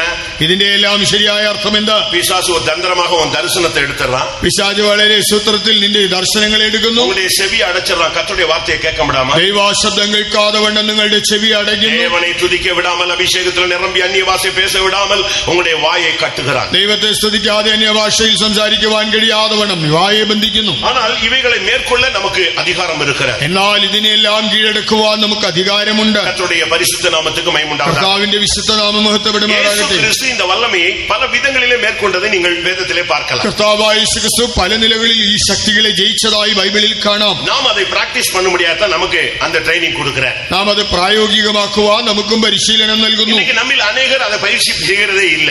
എന്നാൽ നമ്മൾ അനേകർ അത് പരിശീലിക്കുന്നില്ല. இயேசு கிறிஸ்து இந்த உலகத்துல வந்ததுக்கு பல நோக்கம் இருக்கிறது. அதனுடைய ஒரே நோக்கம், முதல் நோக்கம், அவனுடைய ஸ்திரீயின் வித்தானவர் அவன் தலையை நசுக்குவார். കർത്താവായ യേശു ലോകത്തിൽ വന്നതിന് പല ഉദ്ദേശങ്ങളുണ്ടെങ്കിലും അതിൽ പ്രധാനപ്പെട്ടതായ ഉദ്ദേശം എന്നത് സ്ത്രീയുടെ സന്തതി പിശാചിന്റെ തലയെ തകർക്കും. இயேசு கிறிஸ்து இந்த உலகத்தில் இருந்த பொழுது பிசாசு பிடித்தவர்கள் அநேகர் அவரை சந்திக்க ஆரம்பித்தார். കർത്താവായ യേശു ക്രിസ്തു ലോകത്തിലായിരുന്നപ്പോൾ ഭൂതബാധിതരായ അനേകർ അവന്റെ അടുക്കൽ വന്നു. அதை எப்படி அவர் சந்தித்தார்? താൻ എങ്ങനെയാണ് അതിനെ നേരിട്ടത്? உங்களுடைய வாழ்க்கையிலும் இப்படிப்பட்ட சூழ்நிலைகள் வரும் பொழுது நீங்கள் அதை எப்படி எதிர்கொள்வது? നിങ്ങളുടെ ജീവിതത്തിൽ ഇങ്ങനെയുള്ളതായ സാഹചര്യങ്ങൾ വരുമ്പോൾ എങ്ങനെ നേരിടാം? மத்தேயு 7:22 பார்க்கும் பொழுது, മത്തായി 7:22 அங்கே வேதம் சொல்லுகிறது அவர் தன்னுடைய நாமத்தினாலே அந்த வல்லமைகளை துரத்துகிறார். തന്റെ നാമത്തിൽ അവൻ അതിനെ പുറത്താക്കുന്നെന്ന് കാണാം. இல்லாவிட்டால் மார்க் 16:17 நீங்கள் பார்க்கலாம், என்னுடைய நாமத்தில் அவர்கள் பிசாசுகளை துரத்துவார்கள். മാർക്കോസ് 16:17 കാണുമ്പോൾ എന്റെ നാമത്തിൽ അവർ ഭൂതങ്ങളെ പുറത്താക്കും. ஆண்டவருடைய நாமம் என்கிறது ஒரு பெரிய சக்தி, ஒரு ஆயுதம். കർത്താവിന്റെ നാമം ഒരു വലിയ ശക്തിയുള്ള ആയുധം. கர்த்தருடைய நாமம் பலத்த துருகம். യഹോവയുടെ നാമം ബലമുള്ള ഗോപുരം. அந்த நாமம்ங்கற அந்த இயேசு அங்கற அந்த வேர்ட் நீங்க அதனுடைய வேல்யூ தெரியாம தான் நம்ம எல்லாரும் சாதாரண மனிதர்கள் போல வாழ்ந்து ആ கொண்டிருக்கோம். യേശു എന്നതായ നാമത്തിന്റെ മൂല്യം ശക്തി തിരിച്ചറിയാൻ കഴിയാത്തതുകൊണ്ട് നാം സാധാരണ മനുഷ്യരെ പോലെ ജീവിക്കുന്നു. இந்த உலகத்துல நாம் இந்த புதிய ஏற்பாட்டு காலத்துல 21ஆம் நூற்றாண்டுல நாம் நிற்க வேண்டுமானால் நிர்மூலமாகாமல் நிற்கணும்னா இயேசுவின் நாமத்தை நாம் சரியாக கையாள வேண்டும். ഈ ലോകത്തിൽ ഈ 21ആം നൂറ്റാണ്ടിൽ ഈ പുതിയ നിയമകാലയളവിൽ നാം മുടിഞ്ഞു പോകാതെ നിൽക്കണമെങ്കിൽ നാം കർത്താവായ യേശുവിന്റെ നാമത്തെ ശരിയായ നിലയിൽ വിനിയോഗിക്കണം. மத்தேயு 8:16 இயேசு சொல்றார், வார்த்தையினாலே நான் அவனை துரத்துகிறேன். മത്തായി 8:14 യേശു പറയാണ്, വാക്കുകൊണ്ട് അവനെ പുറത്താകുന്നു. ஒரு தேவனுடைய பிள்ளை வசனத்தை வச்சு தான் பிசாசை மேற்கொள்ள முடியும். ഒരു ദൈവ പൈതലിന് പിശാചിനെ വചനം കൊണ്ടേ തോൽപ്പിക്കാൻ കഴിയൂ. வெளிப்படுத்தல் 12ஆம் அதிகாரத்தில் பார்க்கும் பொழுது சாட்சியின் வசனத்தினாலும் அவனை மேற்கொண்டார்கள், ஜெயித்தார்கள் என்று வேதம் சொல்லுகிறது. വെളിപ്പാട് 12ആം അധ്യായത്തിൽ വായിക്കുമ്പോൾ തങ്ങളുടെ സാക്ഷ്യവചനം ഹേതുവായി അവനെ ജയിച്ചു എന്ന് കാണാം. ஒரு நீங்க ஜட்ஜிட்ட நீங்க போனீங்கன்னா, கோர்ட்டுக்கு போனீங்கன்னா ஒவ்வொரு பாயிண்ட வச்சு தான் அவருக்கு விடுதலையும் கொடுப்பாரு, இல்லைன்னா தண்டனையும் கொடுப்பாரு. ഒരു കോടതിയിലെ ജഡ്ജിയുടെ അടുക്കൽ പോയാൽ താൻ നിയമത്തിലെ ഓരോ പോയിന്റുകൾ വെച്ചുകൊണ്ടാണ് ഒന്നുകിൽ ശിക്ഷിക്കുക അല്ലെങ്കിൽ വിട്ടയക്കുക. ஆண்டவர் நம்ம நியாயம் தீர்க்கும் போது கூட இந்த வசனத்தை வச்சு தான் அவனை நியாயம் தீர்ப்பேன்னு சொல்றாரு. കർത്താവ് നമ്മെ വിധിക്കുമ്പോഴും ഈ വചനം വെച്ചാണ് ന്യായം വിധിക്കുന്നതായിട്ട് പറയുന്നത്. நாமும் கூட இந்த வல்லமைகளை எதிர்த்து நிற்கும் பொழுது வசனத்தை வச்சுதான், வார்த்தையினாலதான் இயேசு துரத்தினார். நாமும் வசனங்களை சரியாக யூஸ் பண்ணணும். കർത്താവായ യേശു വാക്കുകൊണ്ട് വചനം കൊണ്ട് അവനെ പുറത്താക്കിയത് കൊണ്ട് നാമും പിശാചിനോട് എതിർത്ത് നിൽക്കുമ്പോൾ ഈ ദൈവവചനത്തെ ശരിയായിട്ട് ഉപയോഗിക്കണം. இயேசு என்ற நாமத்தை நீங்க யூஸ் பண்ணி பாருங்க. യേശു എന്ന നാമം ഉപയോഗിക്കുക. பாஸ்டர் அருள்தாஸ் அவர்கள் முதல் பிசாசை துரத்தின பொழுது പാസ്റ്റർ അരുൾദാസ് അവർ ആദ്യമായി പിശാചിനെ പുറത്താക്കിയപ്പോൾ போய் ஒன்னும் துரத்தல, താൻ പോയി പുറത്താക്കിയില്ല. வீட்டுல உட்கார்ந்து இருந்தார். താൻ വീട്ടിലിരുന്നു. அவங்க தெருவுல ஒரு ஆளுக்கு பிசாசு பிடிச்சு ஆடிட்டு இருந்துச்சு. അവിടെ റോഡിൽ ഒരാൾ പിശാച് പിടിച്ച് ആടിക്കൊണ്ടിരുന്നു. அந்த பிசாசை துரத்துறதுக்கு என்னதான் உனக்கு செய்யணும்னு அதுட்டு போய் அதுட்டே क्वेश्चन பண்றாங்க. അതിനോട് പോയി ചോദിക്കുകയാണ്, നിന്നെ പുറത്താക്കാൻ എന്ത് ചെയ്യണം? அப்ப அவர் அது சொன்னது, இந்த தெருவுல கடைசியில இந்த வீட்டுல அருள்தாசன் ஒருத்தர் இருக்கிறான், அவன் தான் என்னை துரத்த முடியும்னு சொல்லிச்சு. അപ്പോൾ ഈ പിശാച് പറഞ്ഞു, ഈ തെരുവിൽ ഒരു വീട്ടിൽ അരുൾദാസ് എന്നൊരാളുണ്ട്, അയാൾക്ക് മാത്രമേ എന്നെ ഓടിക്കാൻ കഴിയൂ. அவரை உடனே ஊரே போய் இழுத்துட்டு வந்துருச்சு. ഉടനെ നാട് മൊത്തം ചെന്ന് അദ്ദേഹത്തെ കൊണ്ടുവന്നു. இவர் சொன்னார், எனக்கு பிசாசு துரத்தி பழக்கமே இல்ல, கிறிஸ்தவன், ஆனா என்னால துரத்தல முடியாது, தயவு செய்து நான் வரமாட்டேன்னு சொல்லிட்டார். അപ്പോൾ അദ്ദേഹം പറഞ്ഞു, ഞാനൊരു ക്രിസ്ത്യാനിയാണെങ്കിലും പിശാചിനെ ഓടിച്ചെനിക്ക് പരിചയമില്ല, ഞാൻ വരികയില്ലെന്ന് പറഞ്ഞു. பிசாசு உன் பேரதான்பா சொல்லிச்சுன்னு சொல்லி இவரை இழுத்துட்டு போயிட்டாங்க. പിശാച് നിന്റെ പേരാണ് പറഞ്ഞതെന്നും പറഞ്ഞുകൊണ്ട് അദ്ദേഹത്തെ വിളിച്ചുകൊണ്ടുപോയി. இவரை பார்த்த உடனே அந்த ஆவி கத்த ஆரம்பிச்சிருச்சு. തന്നെ കണ്ടപ്പോൾ തന്നെ ഈ ദുരാത്മാവ് അലറുവാൻ തുടങ്ങി. எல்லாரும் சொன்னாங்க, பிசாசை துரத்துப்பா, சீக்கிரம் துரத்துப்பா, கத்துதுன்னு சொன்னாங்க. പെട്ടെന്ന് അതിനെ പുറത്താക്കാതെ അലറി വിളിക്കുന്നല്ലോ. இவர் சொன்னார், எனக்கு எப்படி துரத்துன்னு தெரியல. ഇപ്പോൾ അദ്ദേഹം പറഞ്ഞു, എനിക്കറിഞ്ഞുകൂടാ. ஆடிக்கிட்டு இருந்த பிசாசு சொல்லிச்சு, இயேசுவின் நாமத்துல போன்னு சொல்லி நான் போயிடுறேன், அதுதான் எனக்கு கடைசி டைம் சொல்லிச்சு. അപ്പോൾ ആടിക്കൊണ്ടിരുന്ന പിശാച് പറഞ്ഞു, യേശുവിന്റെ നാമത്തിൽ പോയെന്ന് പറഞ്ഞാൽ ഞാൻ പൊക്കൊള്ളാം, അതാണ് എന്റെ അവസാന സമയം. அதனால அவர் சாட்சியில சொல்லுவாரு, பிசாசை துரத்த எனக்கு சொல்லி கொடுத்தது பிசாசு தான். അതുകൊണ്ട് അദ്ദേഹം സാക്ഷിയിൽ പറയും, പിശാചിനെ ഓടിക്കാൻ എന്നെ പഠിപ്പിച്ചത് പിശാച് തന്നെയാണ്. இயேசுவின் நாமம், இயேசுவின் வார்த்தை, இவைகளை நீங்கள் உபயோகித்து இன்றிலிருந்து பிராக்டீஸ் பண்ணுங்க. യേശുവിന്റെ നാമം, യേശുവിന്റെ വചനം ഉപയോഗിച്ച് നിങ്ങൾ അത് പ്രായോഗികമാക്കുക. மத்தேயு 12:28 യേശു தேவனுடைய ஆவியினால் நான் பிசாசுகளை துரத்துகிறேன் என்று பேசினார். 12:28 വായിക്കുമ്പോൾ ദൈവാത്മാവിനാൽ ഭൂതങ്ങളെ പുറത്താക്കുന്നു. சரியான அபிஷேகத்தில் நீங்க நின்னீங்கன்னா எந்த வல்லமையும் நிக்க முடியாது. ശരിയായ അഭിഷേകത്തിൽ നിങ്ങൾ നിന്നാൽ നിങ്ങൾക്കെതിരായി ഒരു ദുഷ്ടശക്തിയും നിൽക്കുകയില്ല. ലൂക്കാ 4:1 பார்க்கும் பொழுது இயேசு பரிசுத்தாவில் நிறைந்தவராக போனார், அவரை சோதிக்க முடியாத அந்த வல்லமை வந்தது, 3 விஷயம் அவருடைய தலையை நசுக்கி துரத்தி விட்டார். ലൂക്കാസ് 4:1 വായിക്കുമ്പോൾ യേശു പരിശുദ്ധാത്മാവ് നിറഞ്ഞവനായി പോയി 3 പ്രാവശ്യം പരീക്ഷകൻ അവനെ പരീക്ഷിച്ചു, അപ്പോഴെല്ലാം അവന്റെ തലയെ തകർത്തയച്ചു. கர்த்தருடைய பரிசுத்த நாமத்துக்கு மகிமை உண்டாவதாக. കർത്താവിന്റെ വിശുദ്ധ നാമത്തിന് മഹത്വം ഉണ്ടാകട്ടെ. லூக்கா 11:20 நீங்கள் பார்க்கும் பொழுது ലൂക്കാസ് 11:20 இயேசு சொல்கிறார், நான் தேவனுடைய விரலினாலே பிசாசுகளை துரத்துவேன். യേശു പറയാണ്, ദൈവത്തിന്റെ വിരൽ കൊണ്ട് ഭൂതങ്ങളെ പുറത്താക്കും. சிலுவையிலே ஆணி அடிக்கப்பட்ட கரம், அந்த பரிசுத்தமான கரம் படும் பொழுது அந்த வல்லமை ஓடினது. ക്രൂശിൽ ആണി തറയ്ക്കപ്പെട്ടതായ വിശുദ്ധമായ നിർമ്മലമായ കരം തൊടുമ്പോൾ ദുഷ്ടശക്തി ഓടിപ്പോകുന്നു.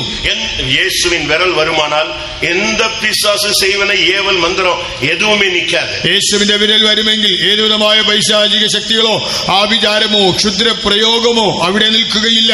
யாத்திராகமம் 8:19 பார்க்கும் பொழுது, പുറപ്പാട് 8:19 அங்க என்ன சொல்லப்பட்டிருக்கிறது? അവിടെ എന്താണ് പറയുന്നത്? மோசேக்கு விரோதமாக அந்த பார்வோனுடைய அந்த ஜோசியக்காரர்கள், சூனியக்காரர்கள், மந்திரவாதிகள் எல்லாம் பிரயத்தனம் பண்ணுகிறார். ഫറവോന്റെ മന്ത്രവാദികളും ആഭിചാരകന്മാരും അവിടെ മോശയ്ക്കെതിരായി വന്ന് നിൽക്കുന്നു. மோசே ஒன்று செய்தால் அதையே மந்திரத்தில் செய்வது. മോശ എന്തെങ്കിലും ചെയ്താൽ അവരും മന്ത്രവാദം കൊണ്ട് അത് ചെയ്യും. அப்படியானால் தேவனும் மந்திரமும் ஈக்குவல்ங்கிற மாதிரி அவங்க காட்டிக்கிட்டே வந்தாங்க. അപ്പോ ദൈവവും ഈ മന്ത്രവാദവും എല്ലാം തുല്യം തന്നെയെന്ന് അവർ അവിടെ കാണിച്ചുകൊണ്ടിരുന്നു. யாத்திராகமம் 8:19 வரும்போது, എന്നാൽ പുറപ്പാട് 8:19 அங்க ஒன்னும் பலிக்கல, അവരുടെ മന്ത്രവാദം ഫലിച്ചില്ല. இப்ப மந்திரவாதிகள் சொன்னாங்க, അപ്പോൾ മന്ത്രവാദികൾ പറഞ്ഞു, எங்களால இனிமே ஒண்ணுமே பண்ண முடியாது, ഇനി ഞങ്ങൾക്കൊന്നും ചെയ്യാനാവില്ല, இதுல தேவனுடைய விரல் இருக்கிறதாக நாங்கள் காண்கிறோம், ഇതിൽ ദൈവത്തിന്റെ വിരലുണ്ടെന്ന് മനസ്സിലാക്കുന്നു. தேவனுடைய விரலை கொண்டு நீங்கள் எதிர்த்து நின்றீர்களானால், தேவனுடைய கரம், வலது கரம் உங்களோடு கூட இருக்குமானால், செய்வன ஏவல் பில்லி சூனிய எந்த வல்லமையும் உனக்கு முன்பாக நிற்க முடியாது. ദൈവത്തിന്റെ വിരൽ കൊണ്ട് അല്ലെങ്കിൽ ദൈവത്തിന്റെ വലതുകരം നിന്നോട് കൂടെ ഇരുന്ന് നീ അതിനെ ഉപയോഗിച്ച് നിന്നാൽ ഒരുവിധമായ ആഭിചാര മന്ത്രവാദം ക്ഷുദ്രപ്രയോഗം നിനക്ക് വിരോധമായി ഫലിക്കുകയില്ല. இன்னைக்கு அநேக விசுவாசிகள் நம்ம இயேசுவை ஏற்றுக்கொண்ட உடனேயே இந்த சக்தி நமக்கு இருப்பதை நீங்கள் விசுவாசிக்க வேண்டும். എന്നാൽ വിശ്വാസികൾ നാം കർത്താവായ യേശുവിനെ വിശ്വസിക്കുമ്പോൾ തന്നെ ഈ ശക്തി നമുക്കുള്ളതായിട്ട് നമ്മൾ വിശ്വസിക്കണം. பிசாசு துரத்துறதுக்குன்னு ஒரு பாஸ்டர் நீங்க கூட்டி வர வேண்டிய அவசியம் கிடையாது. പിശാചിനെ ഓടിക്കുവാൻ വേണ്ടി ഒരു പ്രത്യേകം പാസ്റ്ററെ കൊണ്ടുവരേണ്ടതില്ല. ஒரு குறிக்கப்பட்ட நபரை தேடிட்டு நீங்க காணிக்கை எடுத்துட்டு போக வேண்டிய அவசியம். ഒരു പ്രത്യേക വ്യക്തി അന്വേഷിച്ചുകൊണ്ട് കാണിക്കയുമായി പോകേണ്ട. என்றைக்கு இந்த பைபிளை தூக்கிட்டு இயேசு தெய்வம் என்று நீ விசுவாசித்தாயோ, அன்றைக்கு அவருடைய நாமத்தில் உள்ள பாதுகாப்பும் இந்த வசனத்தினுடைய வல்லமையும் உனக்குள்ளே வந்து விடுகிறது. യേശു ദൈവമെന്ന് വിശ്വസിച്ചാൽ ഈ ബൈബിൾ എടുത്ത മാത്രയിൽ അവന്റെ നാമത്തിലുള്ളതായ സംരക്ഷണവും ആ ശക്തിയും അതാ നിന്നിലേക്കും വന്നു കഴിഞ്ഞു. எத்தனை பேர் அதை விசுவாசிக்கிறீங்க? എത്ര പേര് ഇത് വിശ്വസിക്കുന്നു? இயேசுவின் நாமத்தை நான் கையில எடுத்த பொழுது, இல்லாவிட்டால் வாயில அறிக்கை செய்த பொழுது, எல்லா வல்லமைகளையும் மேற்கொள்ள எனக்கு அதிகாரம் இருக்கிறதுன்னு சொல்றவங்க கரங்களை வைத்து ஒரு அல்லேலூயா சொல்லுங்கள்.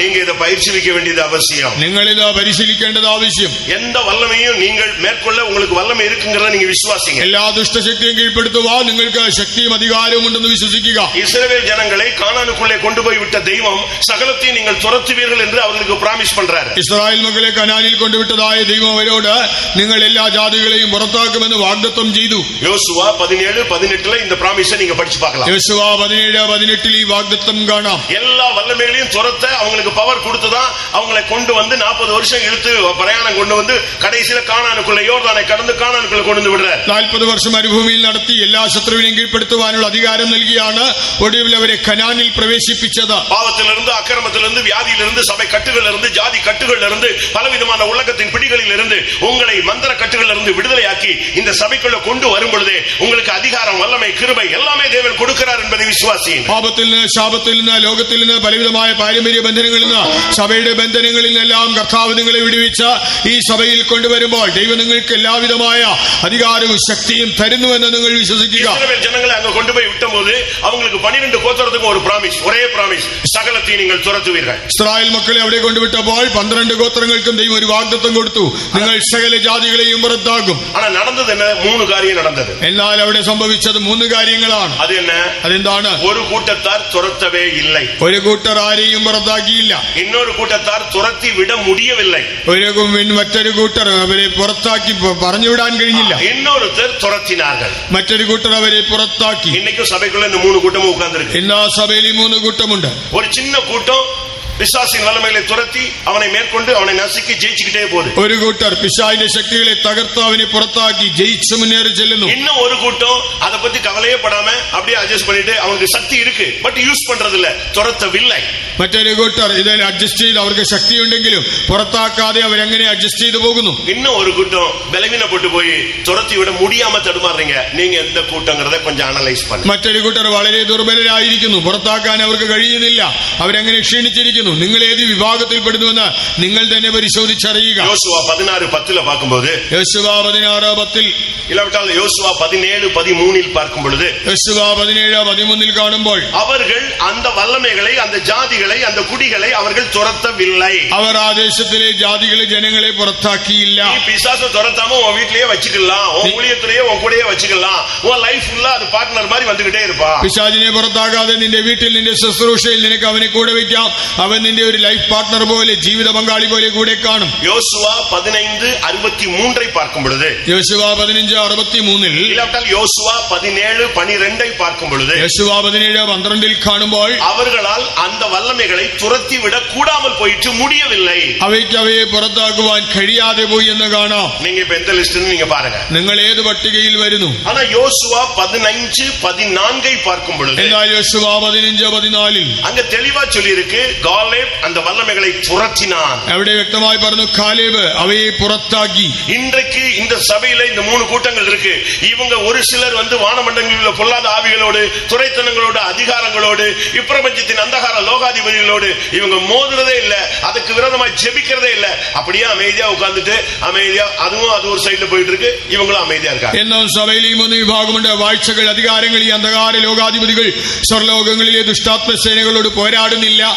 അവയുടെ വഴിക്ക് പോകുന്നു, ഇവരും അഡ്ജസ്റ്റ് ചെയ്ത് അവരെ വഴിക്ക് പോകുന്നു. இன்னொரு குரூப் இருக்கு, தங்களுடைய ஜீவிதத்தில் பல தோல்விகள், பின்மாற்றங்கள், தடுமாற்றங்கள், சில அவிசுவாசமான காரியங்களுக்குள்ள போய் சிக்கி கொண்டதுனால இவங்களால இப்போ அந்த வல்லமையை எதிர்த்து முழங்கால் போட முடியல, கண்ணு மூட முடியல, உபவாசம் போட முடியல, எதிர்த்து நிக்க முடியல, ஒண்ணுமே செய்ய முடியாம அப்படியே விட்டுட்டே இருக்கிறாங்க, தோற்றுக்கொண்டே வருகிறார். എന്നാൽ ചില വിഭാഗമുണ്ട്, അവരുടെ ജീവിതത്തിൽ ചില പ്രശ്നങ്ങൾ, തോൽവികളിൽ അകപ്പെട്ടത് കൊണ്ട് ഇന്ന് ആ പൈശാചിക ശക്തിയോട് എതിർക്കുവാനോ മുഴങ്കാലിൽ നിന്ന് പോരാടി പുറത്താക്കുവാനോ കഴിയാതെ അവർ വീണ്ടും ബലഹീനപ്പെടുന്നു. ஆனால் காலேபை போன்றிருக்கிறவர்கள், உத்தமமாய் கர்த்தரை பின்பற்றுகிற ஜனம், வேற ஆவியுள்ள ஒரு குரூப் சபைக்குள்ள இருக்கு, அபிஷேகத்துல ஒரு விலையேற பெற்ற தன்மை உள்ளது. அது மட்டுமே இந்த வல்லமைகளை துரத்தி கொண்டே வருகிறது, ஜெயித்து கொண்டே வருகிறது. அதுதான் மனவாட்டி சபையினுடைய அந்த கூட்டம். കാലേബിനെ പോലെ പരമാർത്ഥ ഹൃദയമുള്ളവരായിട്ട് ഒരു കൂട്ടം ജനമുണ്ട്. അവർ വിശേഷിക്കപ്പെട്ടതായ ഒരു കൂട്ടമാണ്. അവർ അഭിഷേകം പ്രാപിച്ച് അതിനോട് എതിർത്ത് നിൽക്കുന്നു. അതാണ് ഈ കാലേബിനെ പോലെ ഒരു വേറെ ആത്മാവുള്ളവർ. അവർ മണവാട്ടി ഗണത്തിൽ ഉൾപ്പെടുന്നു. கர்த்தருடைய பரிசுத்த நாமத்துக்கு மகிமை உண்டாகட்டும். കർത്താവിന്റെ വിശുദ്ധ നാമത്തിന് മഹത്വം ഉണ്ടാകട്ടെ. இந்த பிசாசை மேற்கொள்றதுக்கு நமக்கு ஃபுல் பவர் கொடுத்திருக்கிறாரு. அதை நீங்க முதலாவது ரிசீவ் பண்ணுங்க, அதை உணருங்க, கண்டுபிடிங்க. ഈ പിശാചിനെ നമുക്ക് തോൽപ്പിക്കുവാനുള്ള പൂർണ്ണ അധികാരമുണ്ട്. അത് മനസ്സിലാക്കുക, കണ്ടുപിടിക്കുക, അത് സ്വീകരിക്കുക. நம்மில் ஒவ்வொருவருக்கும் அந்த அதிகாரம் இருக்கிறது. നമ്മിൽ ഓരോരുത്തർക്കും ഈ അധികാരമുണ്ട്. ஆனா நம்மில் அநேகர் இந்த பிசாசுன உடனே மிரண்டு போயிடுறான். നമ്മിൽ അനേകർ പിശാചെന്ന് കേൾക്കുമ്പോഴേ പേടിക്കുന്നു. കറണ്ട് ഓഫ് ആയിട്ടാലേ സ്തോത്രം സ്തോത്രം കത്തറ പാർട്ടികളാ ഇരിക്കുന്നത്. കറണ്ട് ഒന്ന് പോയാൽ തന്നെ സ്തോത്രം എന്ന് നിലവിളിക്കുന്നവരുണ്ട്. നാം അന്ധകാര വല്ലമേളെ എതിർക്കக்கூடிய ഒരു ശക്തി ഉള്ളവர்கள். നാം അന്ധകാര ശക്തിയിൽ എതിർക്കുവാൻ ശക്തിയുള്ളവരാണല്ലോ. ஒவ்வொரு வல்லமையும் ஒவ்வொரு விதத்துல நீங்க டீல் பண்ணணும். ഓരോ ശക്തിയോടും ഓരോ നിലയിൽ ഇടപെടുക. മാർക്ക് 16:17 பிசாசுகளை துரத்த வேண்டியது இருக்கிறது. മർക്കോസ് 16:17 പിശാചിനെ പുറത്താക്കണം. சகரியா 3:2 பாத்தீங்கன்னா பிசாசை கடிந்து கொள்ள வேண்டிய இடத்துல கடிந்து கொள்ளணும். സഖരിയാവ് 3:2 പിശാചിനെ ശാസിക്കേണ്ടിടത്ത് അവനെ ഭത്സിക്കണം. എഫേസ്യർ 6:12 പോരാട വേണ്ടിയ இடத்துல അവന്റെ சரியா நின்னு போராடணும். എഫേസ്യർ 6:12 പോരാണ്ടടുത്ത് അവനോട് എതിർത്ത് നിന്ന് പോരാടണം.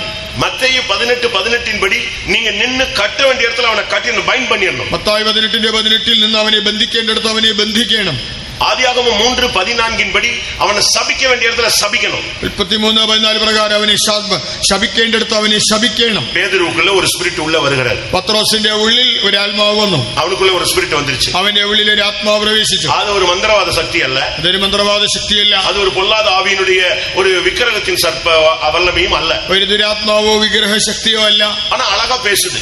എന്നാൽ നന്നായി പറയുന്നു. നല്ല അഴகா பேசுது. വളരെ ഭംഗിയായി പറയുന്നു. യേശു என்ன சொல்றாரு? യേശു പറയുന്നു, ഞാൻ മനുഷ്യർ കയ്യിൽ ഒപ്പുകൊടുക്കപ്പെടുവേൻ. ഞാൻ മനുഷ്യരുടെ കയ്യിൽ ഏൽപ്പിക്കപ്പെടും. அவங்க என்னை தேசாதிபதிകളുടെ കയ്യിൽ ഒപ്പുകൊടുப்பாங்க. അവരെന്നെ ദേശാധിപതികളുടെ കയ്യിൽ ഏൽപ്പിക്കും. என்னை சிலுவையில் அறைவார்கள். അവരെന്നെ ക്രൂശിക്കും. நான் மரிப்பேன். ഞാൻ മരിക്കും. இவ்வளவுதான் சொல்லி முடிக்கிறாரு. ഇത്രയും പറഞ്ഞതേ ഉള്ളൂ. டக்குனு பேதுரு பேச ஆரம்பிச்சிட்டார். ഉടനെ പത്രോസ് സംസാരിക്കാൻ തുടങ്ങി. இதெல்லாம் நடக்கிறதுக்கு நாங்க அனுமதிக்க முடியாது. ഇങ്ങനെ നടക്കുവാൻ ഞങ്ങൾ അനുവദിക്കില്ല. அதெல்லாம் நடக்காதே. നടക്കുകയില്ല. உடனே அந்த வார்த்தை சொன்ன உடனே ആ വചനം പറഞ്ഞ ഉടൻ பட்டுன்னு இயேசு சொன்னாரு, പെട്ടെന്ന് യേശു പറഞ്ഞു, அப்பாலே போ சாத்தானே. വിട്ടുപോ സാത്താനെ. அப்பதான் புரிஞ்சது இவனுக்குள்ள இருந்து பேசுனது பேதுரு அல்ல, ஒரு ஸ்பிரிட்னு. അപ്പോഴാണ് മനസ്സിലായത് ഇവന്റെ ഉള്ളിലിരുന്ന് സംസാരിച്ചത് ഒരു ദുരാത്മാവാണ്, പത്രോസ് പറഞ്ഞതല്ല. அது என்ன துராத்மா? ആ ദുരാത്മാവേത്? இந்த ஊர்ல சொல்ற எந்த ஆவியாது அந்த பேர் அங்க சொல்லப்பட்டிருக்கா? ഇവിടെ പറഞ്ഞ ഏതെങ്കിലും ദുരാത്മാവിന്റെ പേര് എവിടെയുണ്ടോ? நீ தேவனுக்கு ஏற்றவைகளை சிந்தியாமல் மனிதனுக்கு ஏற்றவைகளை சிந்திக்கிறாய், எனக்கு பின்னாக போ சாத்தானேன்னு சொன்னார். നീ ദൈവത്തിനുള്ളതെല്ലാം മനുഷ്യരുടെ അത്ര ചിന്തിക്കുന്നു, എന്നെ വിട്ട് പിന്നാലെ പോ സാത്താനെ. அந்த இடத்துல அந்த ஆவியை அதட்டினதாலதான் அவன் கடைசி வரைக்கும் பிரதான ஊழியனாக நின்று பிடித்தான். അവിടെ ആ ദുരാത്മാവിനെ ശാസിച്ചത് കൊണ്ടാണ് അവനൊരു പ്രധാന ശുശ്രൂഷകനായി നിലനിന്നത്. பிசாசை எதிர்த்து நிக்க வேண்டிய இடத்துல நில்லுங்க, அதட்ட வேண்டிய இடத்துல அதட்டுங்க, துரத்த வேண்டிய இடத்துல துரத்துங்க, இல்லன்னா லைஃப் ஸ்பாயில் ஆயிடும். പിശാചിനോട് എതിർക്കേണ്ടടുത്ത് എതിർക്കുക, ശാസിക്കേണ്ടടുത്ത് ശാസിക്കുക, പുറത്താക്കേണ്ടടുത്ത് അവനെ പുറത്താക്കുക, ഇല്ലെങ്കിൽ ജീവിതം നശിക്കും. நான் எதை வைத்து இது சொல்லுகிறேன்? ഞാൻ എന്തിന്റെ അടിസ്ഥാനത്തിൽ പറയുന്നു? யூதாஸ்காரியத்து. യൂദാ ഇസ്കറിയോത്ത அவனுக்கு அழகாக அப்பத்தை விட்டு கொடுக்கிறாரு. അവന് കർത്താവായ അപ്പത്തിന്റെ കഷണം കൊടുത്തു. அழகா அந்த காடியில தோய்த்து அந்த திராட்சரசத்துல தோய்த்து கொடுக்கிறாரு, வாங்கி சாப்பிடுறான். நீ செய்யறத சீக்கிரமா செய்யுங்கிறாரு. அழகா கம்யூனியன் எடுத்துட்டு போறான். இன்னொரு ஆள் உள்ள வந்தாச்சு. വീഞ്ഞിൽ മുക്കി അവന് അപ്പമൊക്കെ കൊടുത്തു. അവനോട് ചെയ്യേണ്ടതെല്ലാം ചെയ്യാൻ പറഞ്ഞു. അവനത് വാങ്ങി ഭക്ഷിച്ചു. എന്നാൽ വേറൊരാൾ അവന്റെ ഉള്ളിൽ വന്നു. യേശു அந்த ஆவியை கடிந்து கொள்ளவில்லை. യേശു ആത്മാവിനെ ശാസിച്ചില്ല. எந்த மனுஷனுக்குள்ள இருக்கிற பொல்லாத ஆவியை தெய்வம் கடிந்து கொள்ளலன்னா அவன் லைஃப் ஒண்ணும் இல்லாம போயிடும். ഏതെങ്കിലും ഒരു വ്യക്തിയുടെ ശരീരത്തിലുള്ള ദുരാത്മാവിനെ കർത്താവ് ശാസിച്ചില്ലെങ്കിൽ അവന്റെ ജീവിതം നശിക്കും. இன்றைக்கு உன் பிள்ளைக்கு விரோதமா உங்களுடைய பிள்ளைகளுக்கு விரோதமான வல்லமையை நீங்க இப்ப கூட்ட முடியும் போது முழங்கால நின்று அந்த ஆவியை எதிர்த்து நின்று போராடு, கடிந்து கொள்ளுங்க, ஓடும் அந்த വല്ലമേ. നിങ്ങളുടെ മക്കൾക്ക് വിരോധമായി പോരാടുന്ന ദുരാത്മാവിനെ ഇന്ന് യോഗം കഴിയുമ്പോൾ മുഴങ്കാലിൽ നിന്ന് എതിർത്ത് പോരാടി അതിനെ ശാസിക്കുക, അത് വിട്ടുപോകും. யாக்கோபு 4:7 என்ன சொல்லுகிறது? பிசாசை எதிர்த்து நில்லுன்னு தான் சொல்லுது. യാക്കോബ് 4:7 പറഞ്ഞു, പിശാചിനോട് എതിർത്ത് നിൽപ്പിൻ, அதுக்கு கட்டளை கொடுக்கணும். അതിനോട് കൽപ്പിക്കണം. மார்க் 9:25 என்ன சொல்லுகிறது? മർക്കോസ് 9:25 மார்க் 9:25 சொல்லி இருக்கிறது, ஊமையும் செவிடுமான ஆவியே இவனை விட்டு புறப்பட்டு போன்னு சொல்லிட்டு அடுத்து சொன்னாரு, இனிமேல் லைஃப்ல இவனுக்குள்ள வரக்கூடாது. ഊമനും ചെകിടനുമായ ആത്മാവിനെ കർത്താവായി ശാസിക്കുമ്പോൾ ഇവനെ വിട്ടുപോയെന്ന് പറഞ്ഞിട്ട് ഉടനെ പറയുകയാണ്, ഇനിമേലാൽ ഇവന്റെ ഉള്ളിൽ വരരുത്. நம்மில் அநேகருக்கு பிசாசுன்னா ஏதோ ஒரு பயம் இருந்துகிட்டே இருக்கு. നമ്മിൽ അനേകർക്ക് പിശാചെന്ന് കേട്ടാൽ ഒരു ഭയമുണ്ട്. ஊழியக்காரங்களே ஒரு சிலர் பிசாசு துரத்துறது கிடையாது. വേലക്കാർ തന്നെ ചിലർ പിശാചിനെ പുറത്താക്കാറില്ല. ஏன்னா ரிவர்ஸ் வந்துருமோன்னு ஒரு சின்ன டவுட் இருக்கு. அவங்க തിരിച്ച ഉള്ളിലേക്ക് വരുമോ എന്നൊരു പേടിയുണ്ട്. അങ്ങനെ அப்படி ஒரு சூழ்நிலையே பைபிள்ல கிடையாது. ബൈബിളിൽ അങ്ങനെ ഒരു സാഹചര്യമേ ഇല്ല. பைபிள் அழகாக சொல்லுகிறது. ബൈബിൾ വ്യക്തമായി പറയുന്നു. 10:19 அழகாக சொல்லியிருக்கிறது, சத்துருவின் சகல வல்லமைகளையும் மேற்கொள்ள நான் உங்களுக்கு அதிகாரம் கொடுக்கிறேன், ஒன்றும் உங்களை சேதப்படுத்தும். ലൂക്കോസ് 10:19 പറയുന്നുണ്ട്, ശത്രുവിന്റെ സകല ബലത്തെയും ചവിട്ടുവാൻ ഞാൻ നിങ്ങൾക്ക് അധികാരം തരുന്നു, ഒന്നും നിങ്ങൾക്ക് ഒരു ദോഷം വരുത്തുകയില്ല. வெளிப்படுத்தல் 12:11 சொல்லுகிறது, சத்துருவின் வல்லமைகளை ஜெயிக்கிறது சாட்சியின் வசனத்தினாலும் ஆட்டுக்குட்டியின் இரத்தத்தினாலும் அவனை ஜெயித்தார்கள். വെളിപ്പാട് 12:11 വായിക്കുമ്പോൾ കുഞ്ഞാടിന്റെ രക്തത്താലും സാക്ഷ്യവചന ഹേതുവായും അവർ ശത്രുവിനെ ജയിച്ചു. நீங்க அவனை நசுக்கணும், നിങ്ങൾ അവനെ ചതയ്ക്കണം. அதுதான் நம்முடைய இன்னைக்கு கீவேர்டு. അതാണ് നമ്മുടെ കുറിവാക്യം. சரியான വസനത്തിൻപടി நீ நீக்கும் பொழுது அவனுடைய தலையை அப்படியே நீங்க நசுக்கிடுவீங்க. ശരിയായ വചന പ്രകാരം നിൽക്കുമ്പോൾ നിങ്ങൾ അവന്റെ തലയെ ചതയ്ക്കും. எல்லாவற்றுக்கும் மேலாக എല്ലാറ്റിലുപരിയായി சுவிசேஷத்தின் துவக்கத்தில் இயேசு பிசாசை துரத்தினார். സുവിശേഷത്തിന്റെ ആരംഭത്തിൽ യേശു പിശാചിനെ പുറത്താക്കി. சுவிசேஷத்தின் முடிவில் கல்வாரி ஊழியத்தில முடிவிலே, அந்த ஊழியத்தின் முடிவில் கல்வாரியிலே அவனுடைய தலையை நசுக்கினது அழித்தலை காண்பிக்கிறது. அதனால தான் 1 யோவான் 3:8 சொல்லி இருக்கிறது, அழகாக சொல்லி இருக்கிறது, பிசாசின் கிரியைகளை அழிக்கும்படியாக தேவகுமாரன் வெளிப்பட்டார். ഒടുവിൽ സുവിശേഷ പ്രവർത്തനത്തിന്റെ ഒടുവിലായി കാൽവറിയിൽ യേശു മരിക്കുമ്പോൾ പിശാചിന്റെ തലയെ തകർത്തത് അവനെ നശിപ്പിച്ചതിന് അടയാളമാണ്. യോഹന്നാന്റെ ലേഖനത്തിൽ നമ്മൾ കാണുന്നുണ്ട്, പിശാചിന്റെ പ്രവർത്തികളെ അഴിപ്പാൻ അഥവാ നശിപ്പിപ്പാൻ ദൈവപുത്രൻ പ്രത്യക്ഷനായി. இன்றைக்கு அந்த வல்லமைகள் நம்மை நோக்கி வருகிறது. ഇന്ന് ആ ശക്തികൾ നമുക്ക് വിരോധമായി വരുന്നു. டெய்லி வருவான், ദിവസേന വരും. ஆண்டவர் கேட்கிறாரு, சாத்தானை பார்த்து நீ எங்கே இருந்து வருகிறாய்? കർത്താവ് സാത്താനോട് ചോദിക്കുകയാണ്, നീ എവിടെ നിന്ന് വരുന്നു? பூமி எங்கும் சுத்திட்டு வர்றேன். ഭൂമിയിൽ എങ്ങും മൂടാടി സഞ്ചരിച്ചു വരുന്നു. யோபின் மேல் கவனம் வைத்தாயோ? യോബിന്റെ മേൽ ദൃഷ്ടി വെച്ചോ? கவனம் மட்டுமல்ல, எல்லாமே நான் வச்சிருக்கிறேன்னு சொன்னான். ഞാൻ ദൃഷ്ടി മാത്രമല്ല സകല ശ്രദ്ധയും വെച്ചിട്ടുണ്ട്. இன்னைக்கும் கூட பல வல்லமைகள் சுத்திக்கிட்டே வருது. എന്നും പല ശക്തികൾ ചുറ്റി വരുന്നു. இயேசுவிடம் திரும்பி வந்ததாக பைபிள் சொல்லுகிறது. യേശുവിന്റെ അടുക്കൽ തിരിച്ചു വന്നതായി ബൈബിൾ പറയുന്നു. யோவான் 14:30 பார்க்கும் பொழுது, യോഹന്നാൻ 14:30 இதோ உலகத்தின் அதிபதி வருகிறான், அவனுக்குள்ளது என்னிடத்தில் ஒன்றுமில்லைன்னாரு.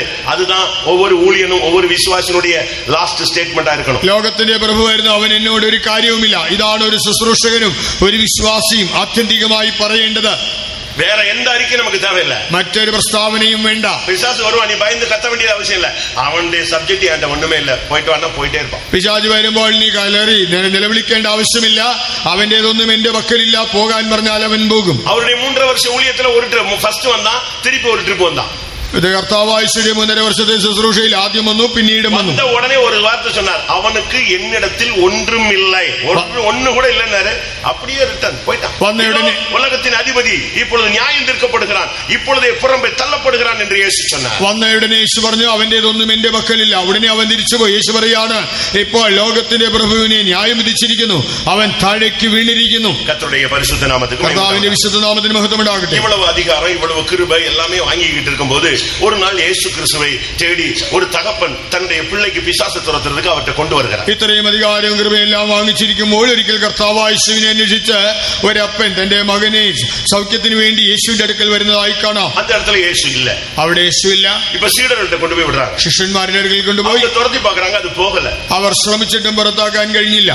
அப்ப கொஞ்ச நேரம் கழிச்சு அந்த சீடர்கள் வந்து இயேசுட்ட கேட்டாங்க, என்ன பிரச்சனை, எங்களால ஏன் துரத்த முடியல? അല്പം കഴിഞ്ഞപ്പോൾ യേശുവിനോട് ശിഷ്യന്മാർ ചോദിച്ചു, ഞങ്ങൾക്ക് അതിനെ പുറത്താക്കുവാൻ കഴിയാത്തതിന്റെ കാരണം എന്താണ്? മത്തായി 17:19-20 நீங்க இத பார்க்க முடியும். മത്തായി 17:19-20 കാണാം. இயேசு சொன்னார், உங்களுடைய அவிசுவாசத்தினாலே.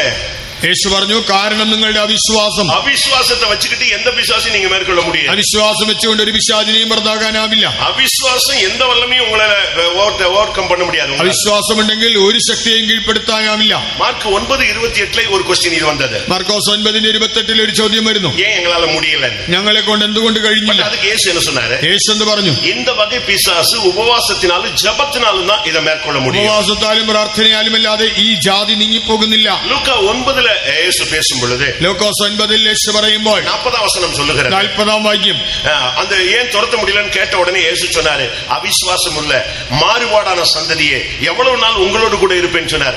மாறுபாடான ஜீவியம் இருக்கிற இடத்துல பிசாசை மேற்கொள்ள முடியாது. അവിടെ എന്തുകൊണ്ട് പുറത്താക്കാൻ കഴിഞ്ഞില്ല എന്ന് ചോദിച്ചപ്പോൾ യേശു പറയാണ്, അവിശ്വാസവും കോട്ടവുമുള്ള തലമുറ, വക്രതയും കോട്ടവുമുള്ള ജീവിതമുണ്ടെങ്കിൽ പിശാചിനെ പുറത്താക്കുവാൻ സാധ്യമല്ല.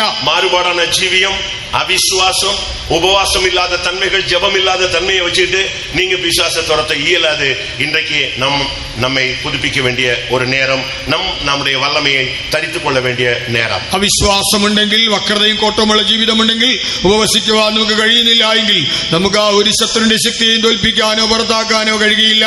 ആകയാൽ നാം നമ്മുടെ ശക്തികളെ ധരിക്കേണ്ടതായ സമയമാണിത്. பிசாசை பத்தி நான் ஓரளவு உங்களுக்கு சொல்லி இருக்கிறேன். പിശാചിനെ കുറിച്ച് നിങ്ങൾക്ക് ഏകദേശം പറഞ്ഞു. நான் படிச்சு பார்த்ததுல இதுதான் இதுதான் கண்டுபிடிச்சேன். சிலுவையில இயேசு அவனுடைய தலையை நசுக்கினாரு. இன்றைக்கு சபைக்கு அந்த நசுக்கிற சான்ஸ் கொடுக்கிறாரு. இதை பயன்படுத்தும் பொழுதுதான் சபை ஜெயிக்கிறார். ഞാൻ പഠിച്ചതാണ് കർത്താവായ യേശു കാൽവറിയിൽ പിശാചിന്റെ തലയെ ചതച്ചു. ഇന്ന് സഭയ്ക്ക് അതിനുള്ള അവസരം നൽകുന്നു. നാം അത് പ്രായോഗികമാക്കുമ്പോഴാണ് സഭയ്ക്ക് ജയമുണ്ടാകുന്നത്. മറ്റപടി നിങ്ങൾ என்ன சாதனை செஞ்சாலும் அது கணக்குல வர்றதில்லை. മറ്റവരുമായി നിങ്ങൾ എന്ത് തന്നെ ശ്രമിച്ചാലും അത് ഫലിക്കുന്നില്ല.